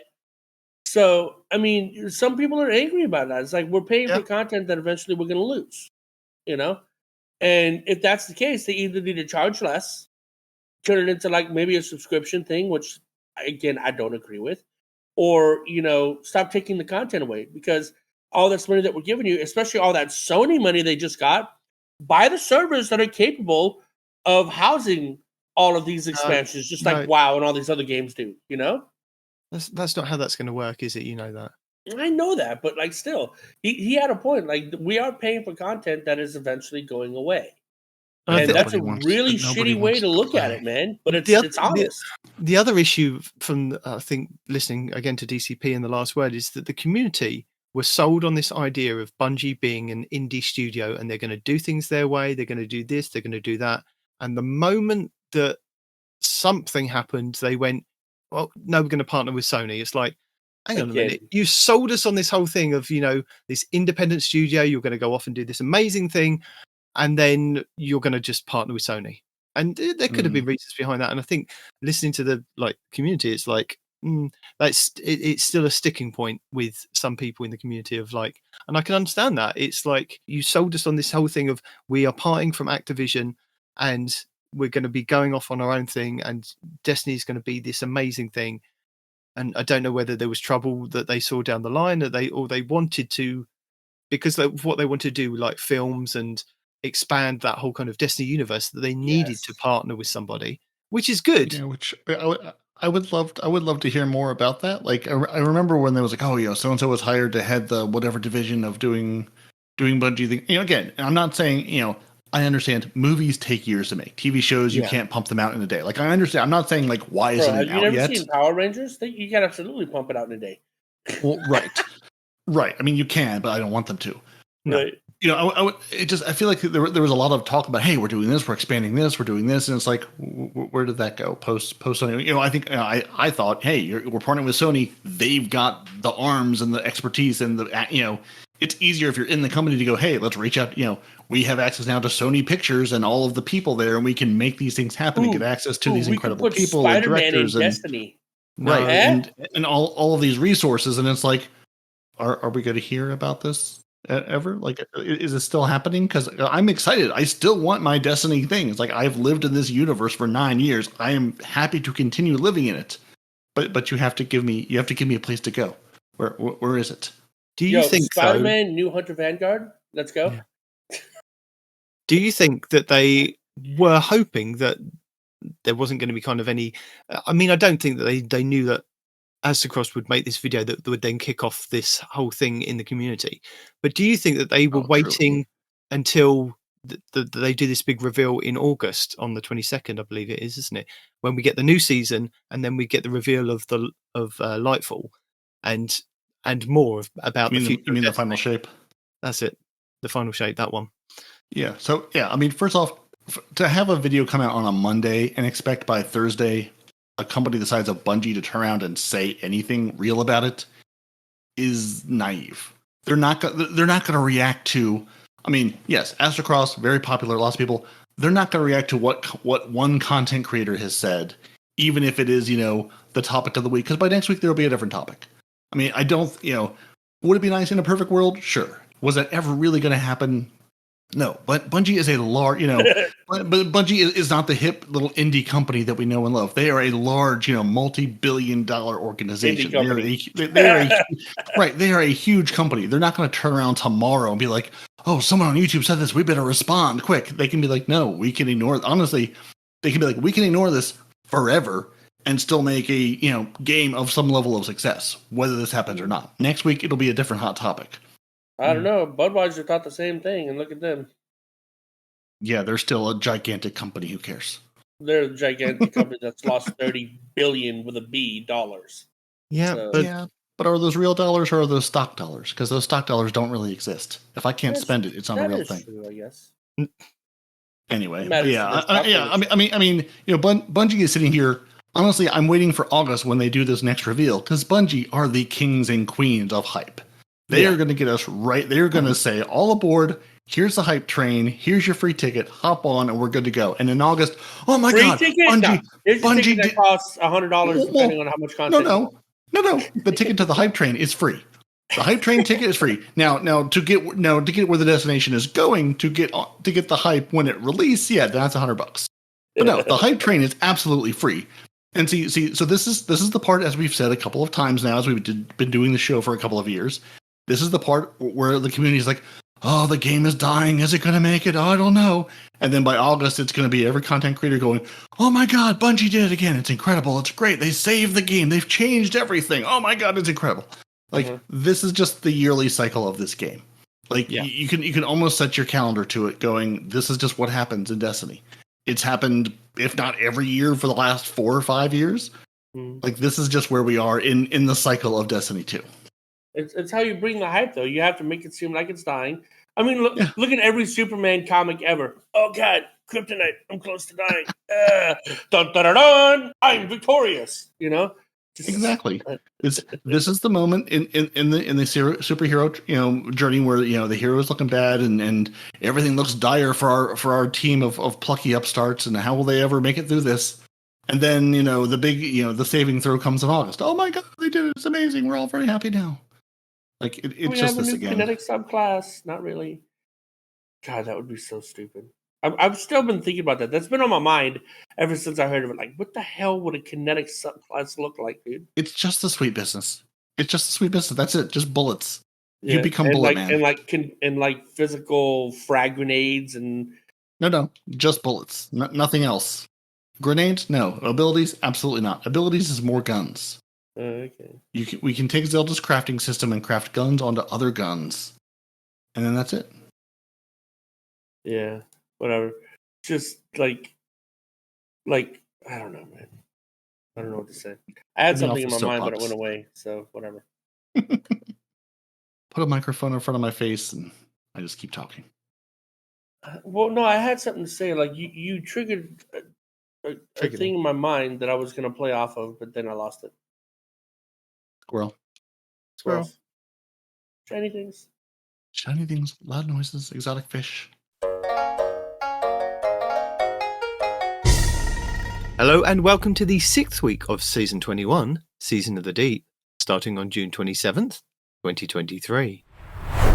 So for week 6, let's kick things off with our legacy rotation, starting with the Forsaken expansion.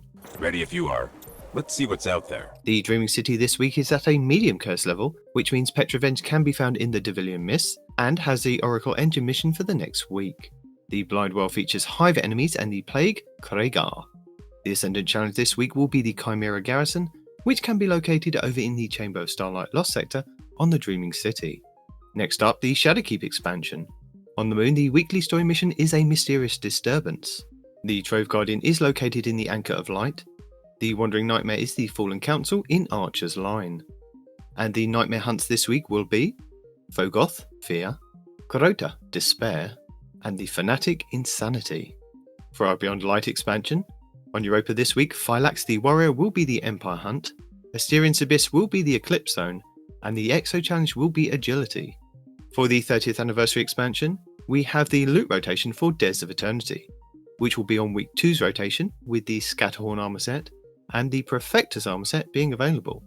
The weapons available this week will be the Kinetic Adaptive Frame Auto Rifle Scathelock, the Kinetic Aggressive Frame Submachine Gun Extraordinary Rendition, the Void Aggressive Burst Sidearm Brass Attacks, the Void Precision Frame Linear Fusion Rifle Threaded Needle, the Solar High Impact Frame Rocket Launcher Code Duello, the Void Lightweight Frame Bow Imperial Needle, the Solar Adaptive Frame Sniper Rifle Far Future, the Arc Adaptive Frame Sword Honor's Edge, the Solar Rapid Fire Frame Sniper Rifle Distant Terminus, the Arc Adaptive Frame Grenade Launcher Interference 6, the Kinetic Adaptive Frame Sniper Rifle Shepherd's Watch, and the Solar Adaptive Frame Hand Cannon Annual Skate. For the Witch Queen expansion, the Witch Queen weekly story mission is The Last Chance, where the modifier is Martyr, as well as Barrier and Unstoppable Champions. Also this week you will have Altar of Reflection Choice and Altar of Reflection Pact. The Wellspring activity has been updated to include a featured Throne World weapon, Veritas Armor, and a weapon pattern as its rewards. For the Lightfall expansion, the weekly mission is Breakneck, with extra shields, lock loadout, and extra champions. Barrier, Overload, and Unstoppable champions, Void Threat, Pestilence, Kinetic Overcharge, Arc and Solar Surge, with overcharged rocket launchers, and galvanized on hero difficulty only. The Partition mission will be Ordnance, Contest Mode enabled, with Overload and Unstoppable champions, Solar Threat, Arc and Strand Shields, Air Superiority modifier, with Solar and Strand Surges. And the Vex incursion this week will be Umsha Park. In addition, the weekly Lightfall reset also refreshes the Pinnacle drop for the Node Override Avalon exotic mission on the EDZ.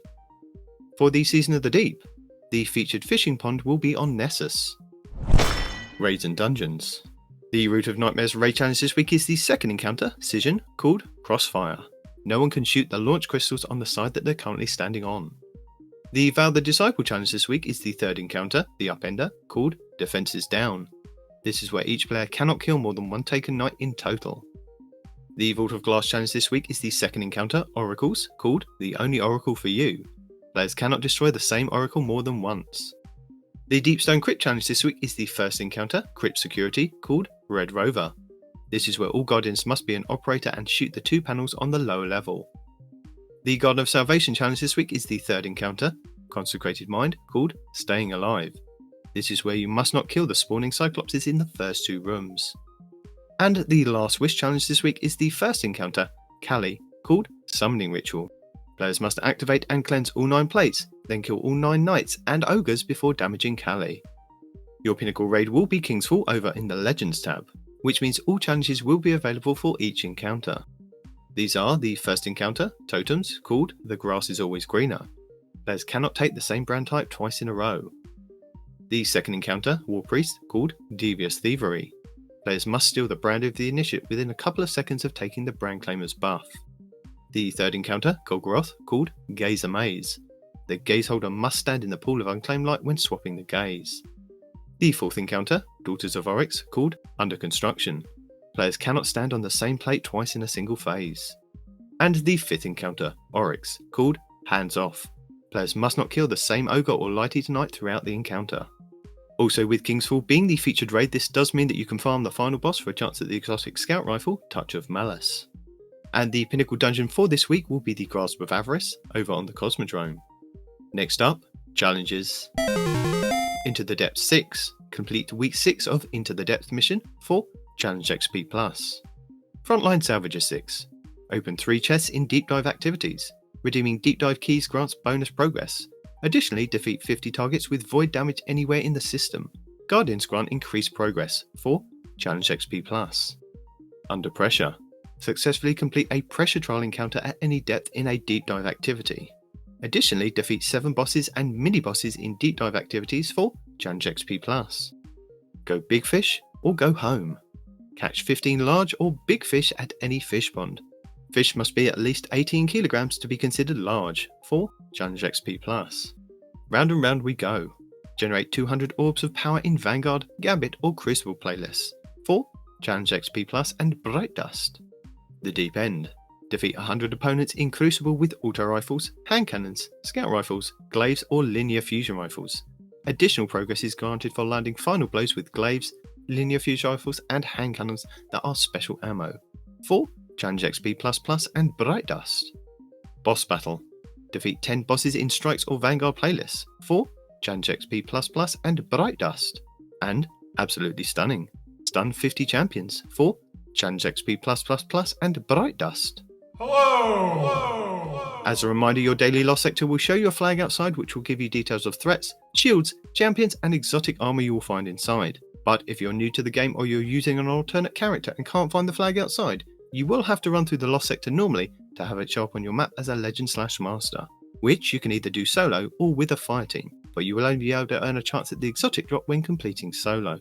Tuesday, June 27th will be the K1 Logistics on the Moon for exotic gauntlets, Void Threat, Arc and Void Surges, Arc and Solar Shields, Hot Knife and Chafe Modifier, Overcharged Snipers with Barrier and Overload champions. Wednesday, June 28th will be the K1 Communion on the Moon for exotic chests, Solar Threat, Arc and Strand Surges, Solar and Void Shields, Arachno Modifier, Overcharged Linear Fusion Rifle with Barrier and Overload champions. Thursday, June 29th will be Sepulture on the Throne World for exotic helmets, Solar Threat, Arc and Strand Surges, Arc and Solar Shields, Fire Pit Modifier, Overcharged Fusion Rifle with Barrier and Unstoppable champions. Friday, June 30th will be Extraction on the Throne World for exotic boots, Arc Threat, Arc and Strand Surges, Arc and Void Shields, Raider Shield Modifier, Overcharged Glaives with Overload and Unstoppable champions. Saturday, July 1st will be the Aphelions Rest on the Dreaming City for exotic gauntlets, Solar Threat, Arc and Strand Surges, Void Shield, Epitaph Modifier, Overcharged Shotguns with Overload and Unstoppable champions. Sunday, July 2nd will be the Chamber of Starlight on the Dreaming City for exotic chests, Solar Threat, Arc and Strand Surges, Solar and Void Shields, Epitaph Modifier, Overcharged Swords with Overload and Unstoppable champions. And finally, back round to Monday, July 3rd will be the Bay of Drowned Wishes on the Dreaming City for exotic helmets, Arc Threat, Void and Arc Surges, Void Shields, Stalker Shield Modifier, Overcharged Snipers with Overload and Unstoppable champions. Lead the way. Our 6th featured Nightfall of the season will see us face off against Kurasek, Thronebringer in the Psyops Battlegrounds Moon, where you have a chance to get a pinnacle engram if you complete the Nightfall with a score of 200k or more. This Nightfall is free to play. You'll be able to earn high-end gear for your characters, including the Nightfall featured weapon, exotic gear, enhancement cores, enhancement prisms, ascendant shards, and adept Nightfall ciphers. The higher the Nightfall difficulty, the more common the drop will be, with the featured weapon and exotic gear being uncommon at hero difficulty to being common with ascendant shards in Grandmasters. You will face enemies with Arc, Solar, and Void shields. Your Nightfall modifiers are hero difficulty, maximum effective level 1765, matchmaking is available. Enemies have extra shields. Champions foe, you'll face barrier and unstoppable champions. You can either use intrinsic exotics, use the subclass debuff, or use anti-champion mods from the seasonal artifact. Fire pit, acolyte spawn firepools on death. Overcharged weapons, weapons overcharged from the seasonal artifact are active in this activity. Kinetic weapons do increase damage when your subclass element matches an active surge. 2 elemental surges, giving 25% bonus to an outgoing element's damage. Overcharged Weapon, 25% bonus damage to a specific weapon type. Galvanized, combatants have more health and are more difficult to stun. Legend difficulty, maximum effective level 1815, includes all previous modifiers except Galvanized. No matchmaking. Equipment locked, you will be unable to change your equipment once the mission starts. Master difficulty, maximum effective level 1820, includes all previous modifiers except Galvanized. Champions Mob, this difficulty adds more champion enemies. Grandmaster difficulty, maximum effective level 1815, includes all previous modifiers except Galvanized. Join in progress disabled. Extinguish, if your fire team falls in a restricted zone, your team is returned to orbit. Limited revives, gain additional revives by defeating champions, up to a maximum of 20. And Contest Mode, which caps your power level to make enemies more of a challenge. To combat champions this season, you have access to subclass counters as well as a choice of intrinsic anti-champion artifact mods, which are Anti-Barrier Auto Rifle, Unstoppable Hand Cannon, and Unstoppable Glaive. You also have exotic weapons and armor that can help with intrinsic mods as well.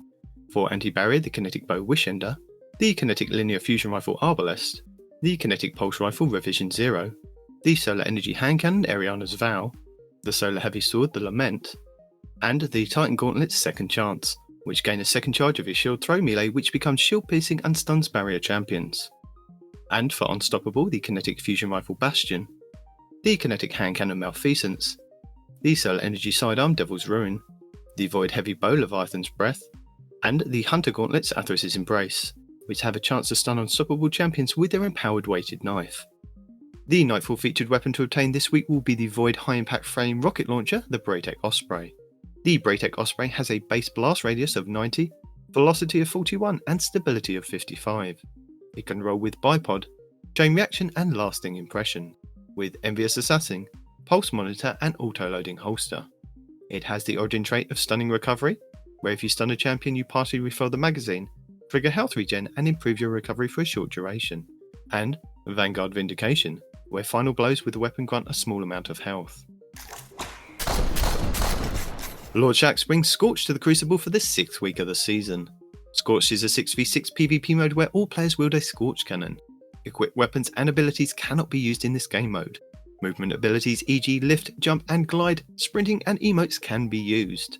Players are forced to use a Scorch Cannon that cannot be dropped. The Scorch Cannon has 100 ammo which is replenished on respawn. Matches have a 7-minute timer. Players have a 3-second respawn timer. Kills give plus 1 point each. The first team to reach 60 points wins. If the timer runs out before the team reaches 50 points, the team with the largest score wins.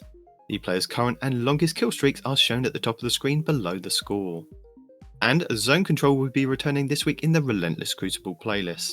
Zone Control is a 6v6 game mode which emphasises team-based gameplay in capturing zones and not kills. Zone Control forces players to collaborate more actively in capturing and defending zones. Capturing zones dramatically takes longer if only one player tries to do it themselves, with it taking 22.5 seconds to capture the point, whereas 2 can capture within 10 seconds. 3 or more players can capture a zone in 7.5 seconds. Beyond that, capturing a zone will net the team 1 point per capture, and holding on to that point will reward 2 points every 15 seconds per zone, making it essential to lock down areas rather than float between them carelessly. The first team to 125 points wins. Delightful! Trials of Osiris Dominion will be back at the weekend with some new rewards for players who do make it to the lighthouse and open the chest. These include the Hero's Wake exotic Ghost Shell, the Valiant Memory exotic Ship, the Survivor's Journey exotic Sparrow, and the new Trial shader Glorious Patina. Trials of Osiris Dominion is a 3v3 PvP high-stakes game mode with a twist of capturing points. In Dominion, 2 teams of 3 go head-to-head in a battle for control of a capture point. Teams can either work together to capture the control point or eliminate the enemy team to win the round. Only available from Friday Reset until Tuesday Weekly Reset, Trials gives every player the chance to show off their PvP skills to obtain some of Destiny's most sought-after weapons and armour. Players that compete in Trials of Osiris will have all of their games tracked to a passage card, a ticket purchased from Saint 14 in the lower hangar of the tower.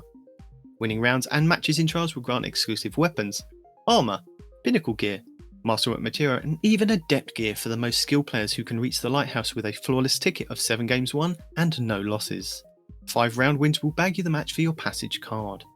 By competing in Trials, you do have a chance to pick up 2 pinnacle engrams from playing each week, one from 50 round wins and the other from winning 7 games. These do not have to be done all in one go, but you do have to complete them before the weekly reset. That is amazing. And that's it for the 6th week of Season of the Deep. Guardian down. Shall we talk about this week at Bungie? Or Have we not already? this week in covered that? Destiny? No, we haven't even talked about that yet. Really? We haven't even touched on this world record breaking longest I know. edition ever for the scared. 22nd of June 2023 from Timon. Not Pumbaa, just Timon. We did that joke last time. We're doing it again. Okay. So what did you guys talk about last week that I missed because I wasn't here? We talked about the Pride at Bungie 2023 recap and the free emotes you could get. Wait, you There- weren't there- here. Did you not edit? Did you just put us raw without editing? He edited it. He wasn't live on the show, just like somebody else who broke their Discord. We also had a nice little sandbox That wasn't update. me. It was you. You were not here. I'm not saying you broken it, but I'm saying it was broken in your house. So Okay. you were unaware of the nice little sandbox Q&A deep dive we did into some of the most frequent burning questions from the community. You didn't even know that Iron Banner was going to be back with Eruption this week. Your fashion contest picks for Down in the Drip, I think you were there for. You were aware of that one. And your PlayStation and Destiny 2 crossover art roundup. Basically, last week was Q&A and artwork. That was a recap. And this week, Nitedemon, the Throne World Fishing Rally is upon us. Bungie Day Giving Festival has been announced. There's a player support report. And then we have Art Movie of the Week. And without further ado, we're going to get into it. I know we talked about the fishing at the beginning, and initially when I saw that there was a quest from Hawthorne in the tower, and I thought, have I missed like weeks and weeks of this that I needed to go Yes. and visit her and pick up a quest?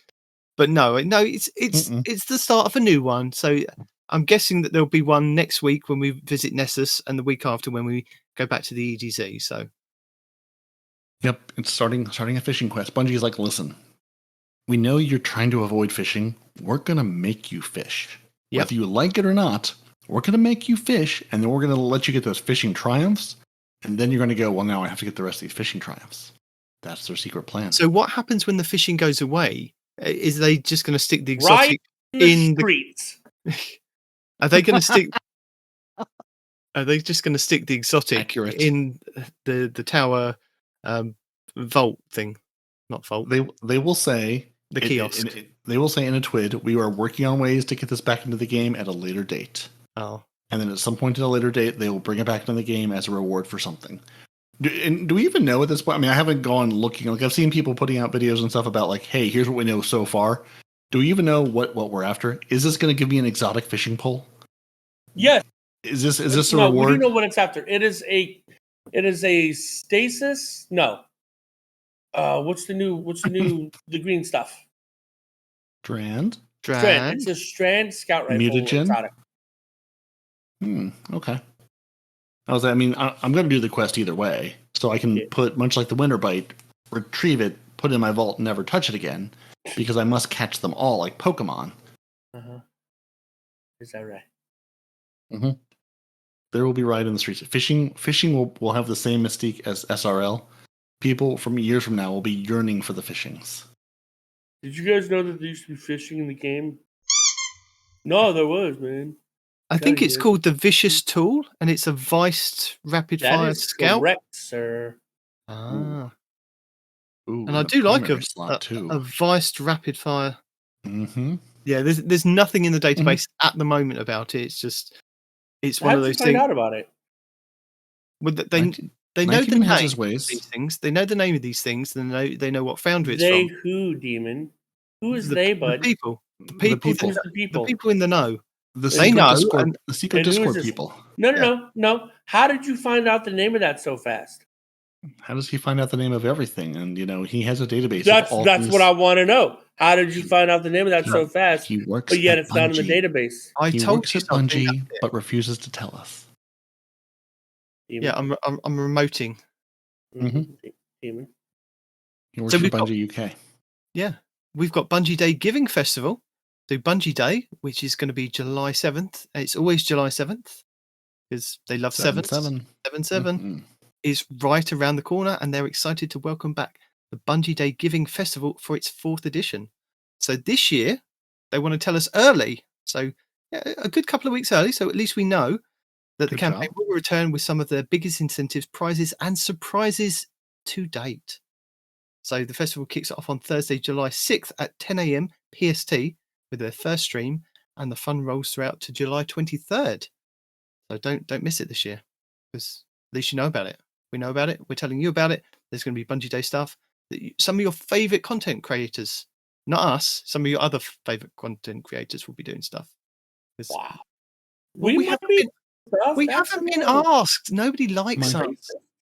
My invite was lost in the mail, clearly. So was Respawn's, and so was Nitedemon. So I'm sure they meant to invite us, but What I'm interested to know is, Peroty, your player support report.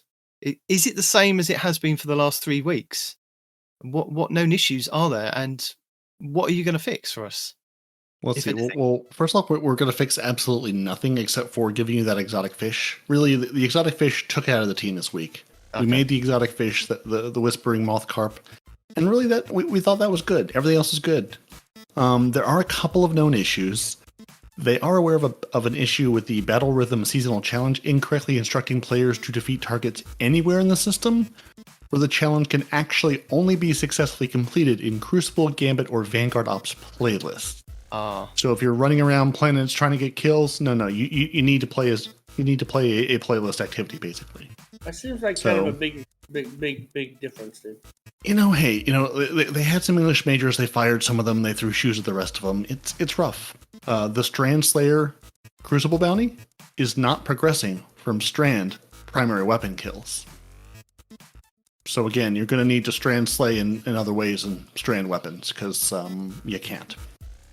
And if you're wondering what the Battle Rhythm challenge is, it's defeat targets anywhere in the system while using auto rifles, hand cannons, scout rifles, glaives, or linear fusion rifles. But you do get bonus progress for defeating Guardians. There's 150 of those that will give you challenge XP plus and Bright Dust. And that is a week 5 challenge. That's why. Yeah, so if you're going to kill things, go to Gambit and get your kills done in 2 seconds and you're all good. If you've been wondering, this was definitely mentioned before, players can die from finishers if the enemy dies before the finisher animation completes. So that's exciting. And Respawn was moaning about that last week or the week before. The efficient angler. In one activity, the one activity that it got me like 4 freaking times, man. I think you just stopped finishing people. Now, the efficient angler seasonal challenge, because they're 2-season challenge, is progressing inconsistently. So if you're trying to be an efficient angler with your fishing, it's progressing inconsistently.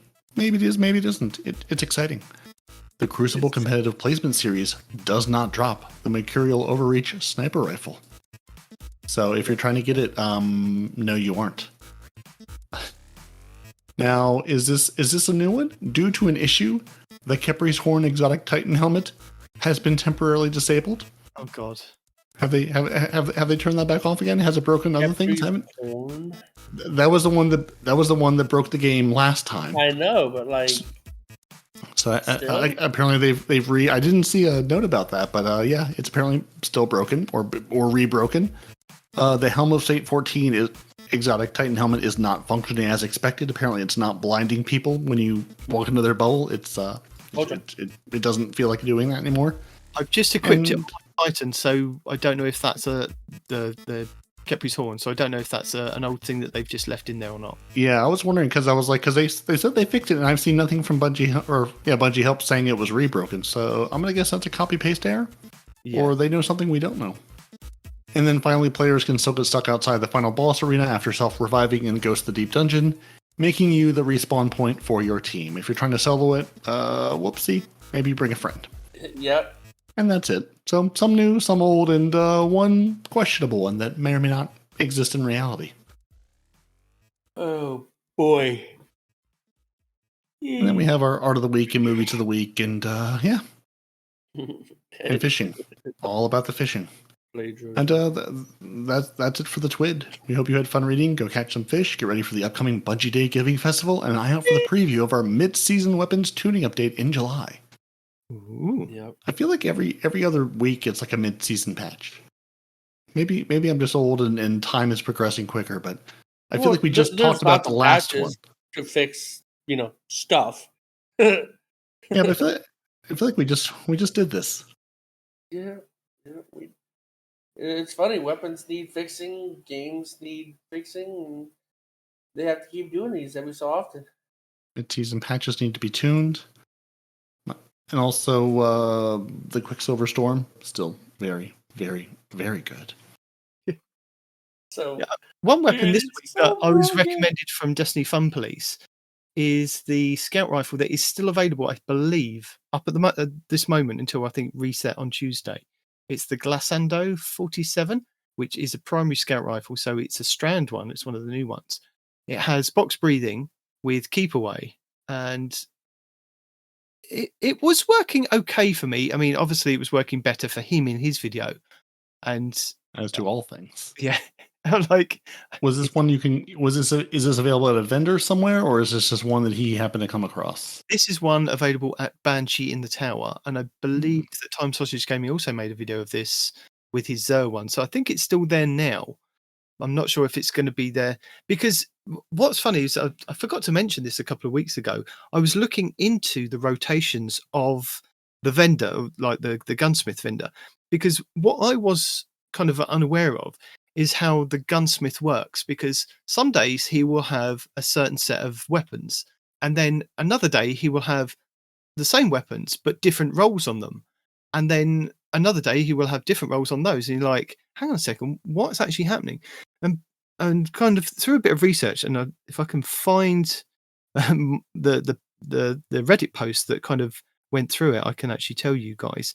But it's basically that when reset hits, Banshee's guns all get reset. There's like two sets of weapons. There's one on the first page and one on the second page.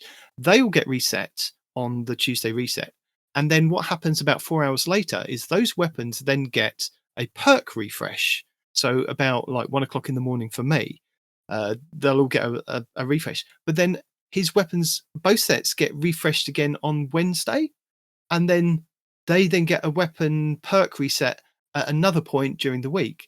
So it's really bizarre how his perks and his weapons get reset, which is why you'll see like Destiny Fun Police say you've only got like 24 hours to go and get this weapon, or other content creators say you've literally only got 12 hours to go and get this, or 6 hours to go and get this, because I've only just seen it. It's available until X amount of time.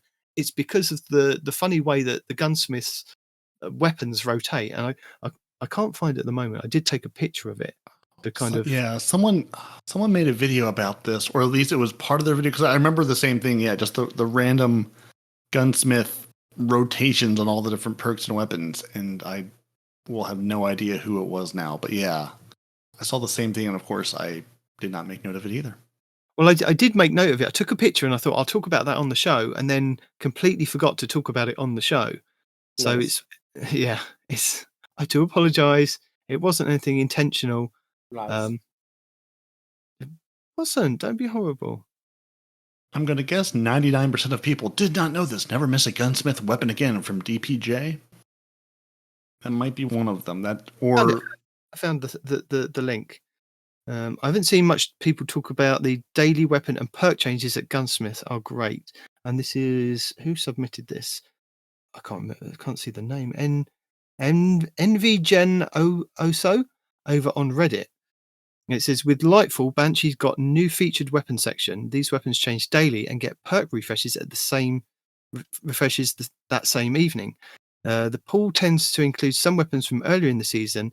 This is a great source since it's a nice find for some people, like the Falling Guillotine. The type is there's a weekly reset on Tuesday at 1 p.m. Eastern Standard Time, and then the perk change is at Wednesday, 8 p.m. Eastern Standard Time, and then the featured weapons, they change daily at 1 p.m. and then their perks change daily at 8 p.m. So the weekly weapons stay there for the whole week, and then their perks change on the Wednesday. So they still be the same weapons, but the perks change on the Wednesday. But the featured weapons, they change daily, and then they also have a daily perk change as well, which is bizarre. So when people say go get this weapon immediately, get that weapon immediately. So there's no time to waste. Destiny Fun Police this week kind of reminded me of that, and I thought I need to remind people or let people know that there is these refreshes that are really weird. I wish that it was kind of more consistent, and so that you know people could make videos on it rather than have like what is it, like about 7 hours between the weapons dropping on the Tuesday, and then they actually have a perk refresh, and then the featured weapons do exactly the same but daily, and then have a perk refresh 7 hours later. It's like bizarre. Yeah, the number of times I've seen it, oh, go grab this weapon before it's gone, and by the time I've seen it, it's already gone.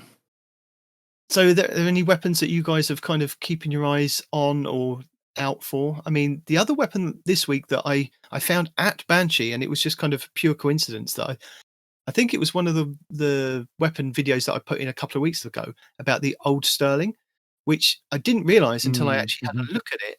It's the same modelled gun as the Guiding Star, which was the Dead Orbit auto rifle, a 720 auto rifle from Dead Orbit, way back in the day when we had like the faction rallies.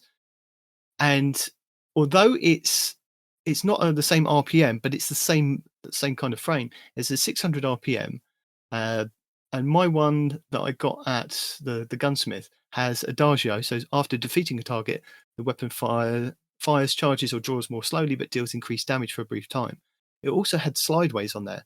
So I was sliding around and reloading it, which was quite nice. Also put on backup mag on there, had a masterwork of range, and that was being sold at the gunsmith. So that was quite nice. I'm on the lookout for another old Sterling with better perks, but for now, with Adagio and kind of having to slide and reload, I felt like I was a Trials god playing in normal Crucible, sliding around. It didn't last very long, but I felt it for a little bit. Yeah, and had that moment of mastery. Yeah. But then, sorry, go ahead. But then looking at the old Sterling, we have the Perpetuous, which is the one that you can craft this season, not this season, but from Lightfall. And again, it's the same archetype. It's a 600 RPM. And it's, I think they're both adaptive frames. But this one, you can where you can craft it, you can then put on the perks that you want. I did hear people talk about Zen Moment and the Advanced Zen Moment and another perk. At the moment, I've got Demolitionist on there. So I was starting to use that rather than the old Sterling because I wanted to kind of level that up to see what perks I could put on that to see if that was any better than the old Sterling. But the old Sterling felt quite nice to me as a weapon because you kind of get those feel of the weapons that they feel good to use and they're really good at good ranges. I mean, the one that I've got has got a range of 63, impact of 21, the old Sterling. And the Perpetualis has got impact of 21, but only a range of 48 at the moment. But again, I'm hoping with crafting that I can kind of bump up the range and make the more stability. It's got better aim assist, only by 2 over the old Sterling. But the old Sterling, I suppose, has got a better loot pool for kind of what perks you can kind of get in it. Sorry, I'll let you go now. Well, first off, I just want to tell Respawn that I just turned in my exotic and legendary fish, and I got an Ursa Furiosa, which has incredible rolls that are absolute trash. It has a 29 spike in mobility and a 24 spike in intellect. So incredible spikes in absolutely trash ways. So I just had to share that with somebody because it's the best, most terrible piece of armor I will never ever use. And there's nothing, like, honestly, this season, nothing's really excited me. The different times pulse rifle, I've had a little bit of fun with playing around with, but I haven't really spent any real time. Honestly, I have a 7th Seraph carbine with moving target and, more importantly, reconstruction on it, where the weapon slowly reloads itself over time. That I've been running along in Iron Banner because I've basically been hunting a good Iron Banner PvP loadout because nothing I've used was really doing it for me. I was just not enjoying myself, so I was running with a shotgun for the longest time. One of the Reese Walkers from seasons back that had ridiculous range and stuff to it, which was fine. But it's just it's not my playstyle. So I've been enjoying the 7th Seraph carbine reconstruction roll a lot this week. And as much as I hate listening to the stupid Graviton Lance, it's just really good right now. So I've been really enjoying that. I mean, I love a good pulse rifle, but I've been playing the game with the volume turned lower because I cannot stand the sound of the Graviton Lance. The little squeaky noise, yeah. But it's just in a really nice spot right now. And it's really good. And in PvE, I watched in one of Dato's videos, I can't remember which, because I watched a couple of his, I don't remember if it was his, hey, I've been playing this game for 10 years video, or one of the ones he's made in the last week or so. He mentioned like Quicksilver Storm just being in a really, really good place in PvE. And I took that into Gambit this week as I was finishing off my my games, and it's ridiculous. Like there's some weapons this season I feel like, okay, I should be powerful. I should feel strong with this weapon, and I'm not. I was just laying waste to everything. I don't know what it is, if it's just, the combination of kinetics and the auto rifle bump and what it was. But I mean, it's always been a good gun, but it just felt really good this week for whatever reason. So I've been playing with that and just having a good time with it. Yeah, like this season's weapons, like I'm not excited about any of them really. I'm looking at these going, none of these really jump out, and the reprised reckoning weapons, I'm like, I've got the gnawing hunger roll that I want, and the other ones I feel like they're dropping so rarely, and the ones that are dropping are not with anything exciting. I got a bug out bag SMG roll with incandescence and subsistence, which seems like it might be fun, but I'm like, but I have an SMG that serves that same purpose in the Callus Mini tool. So yeah, I don't know.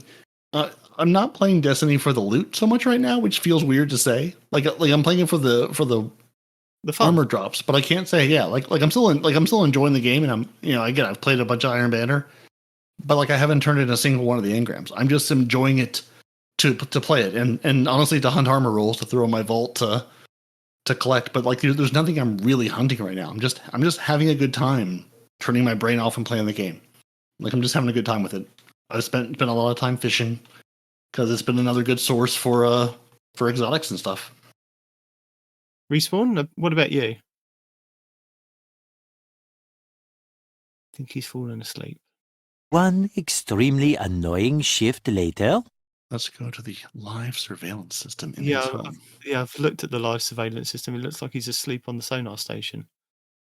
Well, I'm here at the sonar station. I can go poke him. No, I don't see him. I just see a bunch of fish nearby.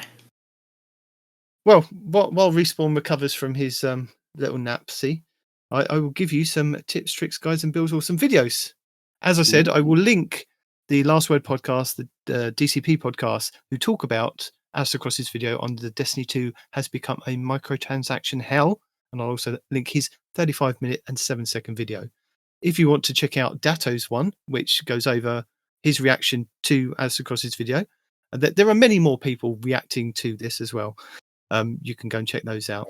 This week, if you're interested in the lore, I watched the Witnesses Origins video that My Name is Bife put out, which was quite interesting, about going over the cutscene that is for this week. We won't talk about it because we don't want to ruin it for people that haven't caught up on the story, like Not Arf, who haven't even got there, like Not Arf. And like me, the previous season, I don't want to upset people. All the Hive statue locations, Esoteric has gone through the deep dive to find all 3 Hive statue locations for you ahead of time, so that when it comes to dunking your exotic fish, you can go and dunk them at the Hive statues.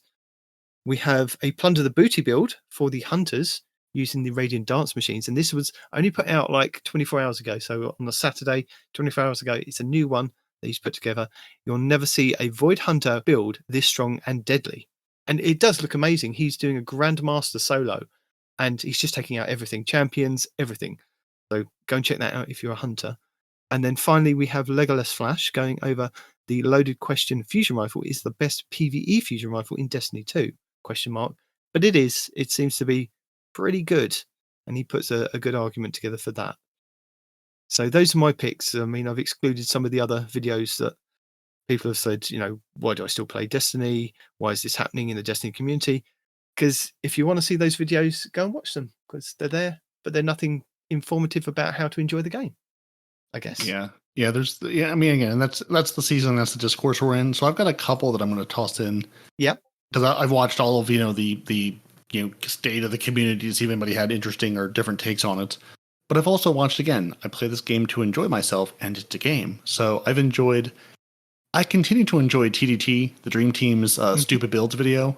Yep. So they have one, this exotic has awoken from its slumber, Stupid Builds, which talks about everyone's favorite Graviton Lance, which, it starts a little bit with thoughts on the state of the game, but it's only the first minute or two. But then it goes into, I think, 3 or 4 different builds which is basically things that, either their community has submitted or people have recommended of just, like this is a stupid PvP build, but it works. Like it's off meta and it's ridiculous, but it's like a weird synergy. And I just appreciate like the being exposed to other people's like, hey, this is a really good combination of things. It's not meta. You're not going to go flawless in trials with it, but you can have a lot of fun playing with it. So I've really enjoyed that. And also he's been also working on a series of videos of deleting a character to prove a point. So this week was deleting my Titan to prove a point, day 2, where he gets on with Ascended Nomad, your Crucible Doctor, and plays PvP. Basically his goal is, I deleted my character, so I'm going to start over again and only use, basically what I get in the game, what drops come to me, and sort of, like play the game sort of like from day one in competitive by just getting the armor and weapons that drop in the game. Which I just, it was interesting just to watch their gameplay and communication and just, about, it's not always so much what you have, it's sort of who you're playing with and how you communicate more than the actual weapons and gear you're using. Not that doesn't help, but, sometimes just, having a good teammate is better than having, meta weapons. And then finally, Froggy618157725 did The Helm Fish Edition, Destiny Out of Bounds, where he goes swimming with the fishes and gets much more up close and personal with all the fun little things that are in the Helm this season. All of our old artifacts and little frogs and fish that we've collected, which I always enjoy his Out of Bounds. And if for no other reason, just listen to that man's voice, because it is silky and smooth and perfect. And then the rest of it was community screaming about things, so we skipped most of those. Exactly. But we have a community that we can scream about and shout about and say thank you to. We really do. And I think we should start from the top with our lovely, perfect, marvelous patrons who have gone to patreon.com/TTAH, like Zeb Orbit, who we tried to threaten Zeb Orbit with a good time. We have tried desperately. It cannot be done. The T-Rex King, that man is going to hunt you in your dreams. He's going to stalk you. He's going to dance the dance of his people, along with Dedicated AM64, the Scarlet KM, and PHS Nightcrawler. You have never seen a more impressive dance troupe than them. And you know why they're dancing, Night Demon? They're dancing because Carver 2782, We Noble, Golden God 1562, Basically Salt, Zombie Pops, Renard Calant, and Mel O'Malley are throwing so many grenades. You think I'm throwing grenades with double arc grenades? They're throwing way more grenades than that. And finally, Deacon, while she gives her approval, very small doses. You know who's gotten it? PP Pipe, Dimwee, The Drifters Driftwood, Hate Quest, Space Coin, Damn House, and Operator Conjun have all received the coveted approval of the Deacon.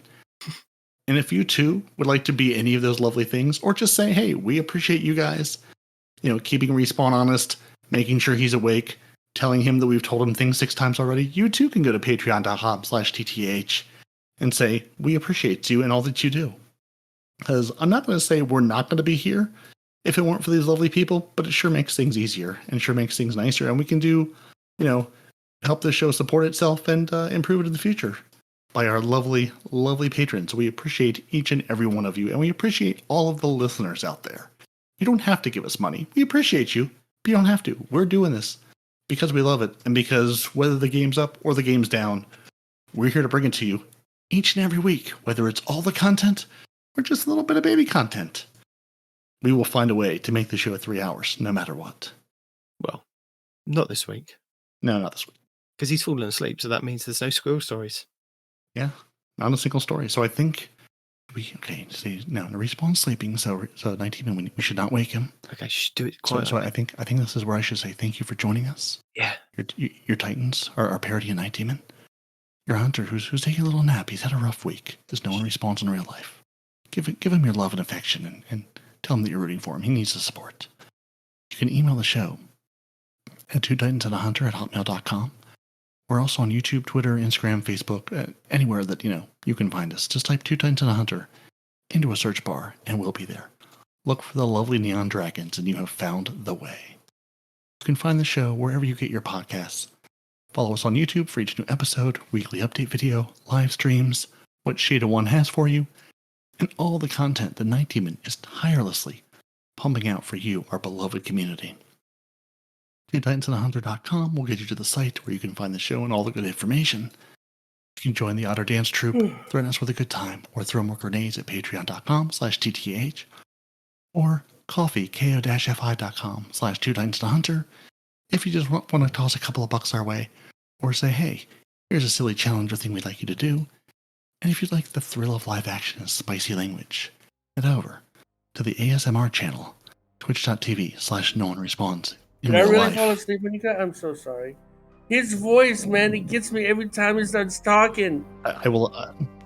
That's why we're being quiet, as to not wake you. So I can also say, you can keep it family friendly, like a proper British gentleman, and head over to twitch.tv/twitch.tv/2titansandahunter.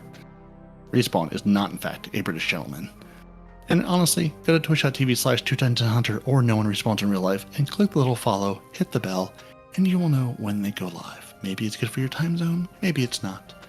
But we're here for you, the beloved community, and nap time. And this has been This Week in Destiny, This Week at Fishing, and This Week at Sleepy Time ASMR Podcasts. Respawn. How long was that? Respawn. It's time to say deuces. Deuces! Bye. Oh. Bye, everyone. Until next week.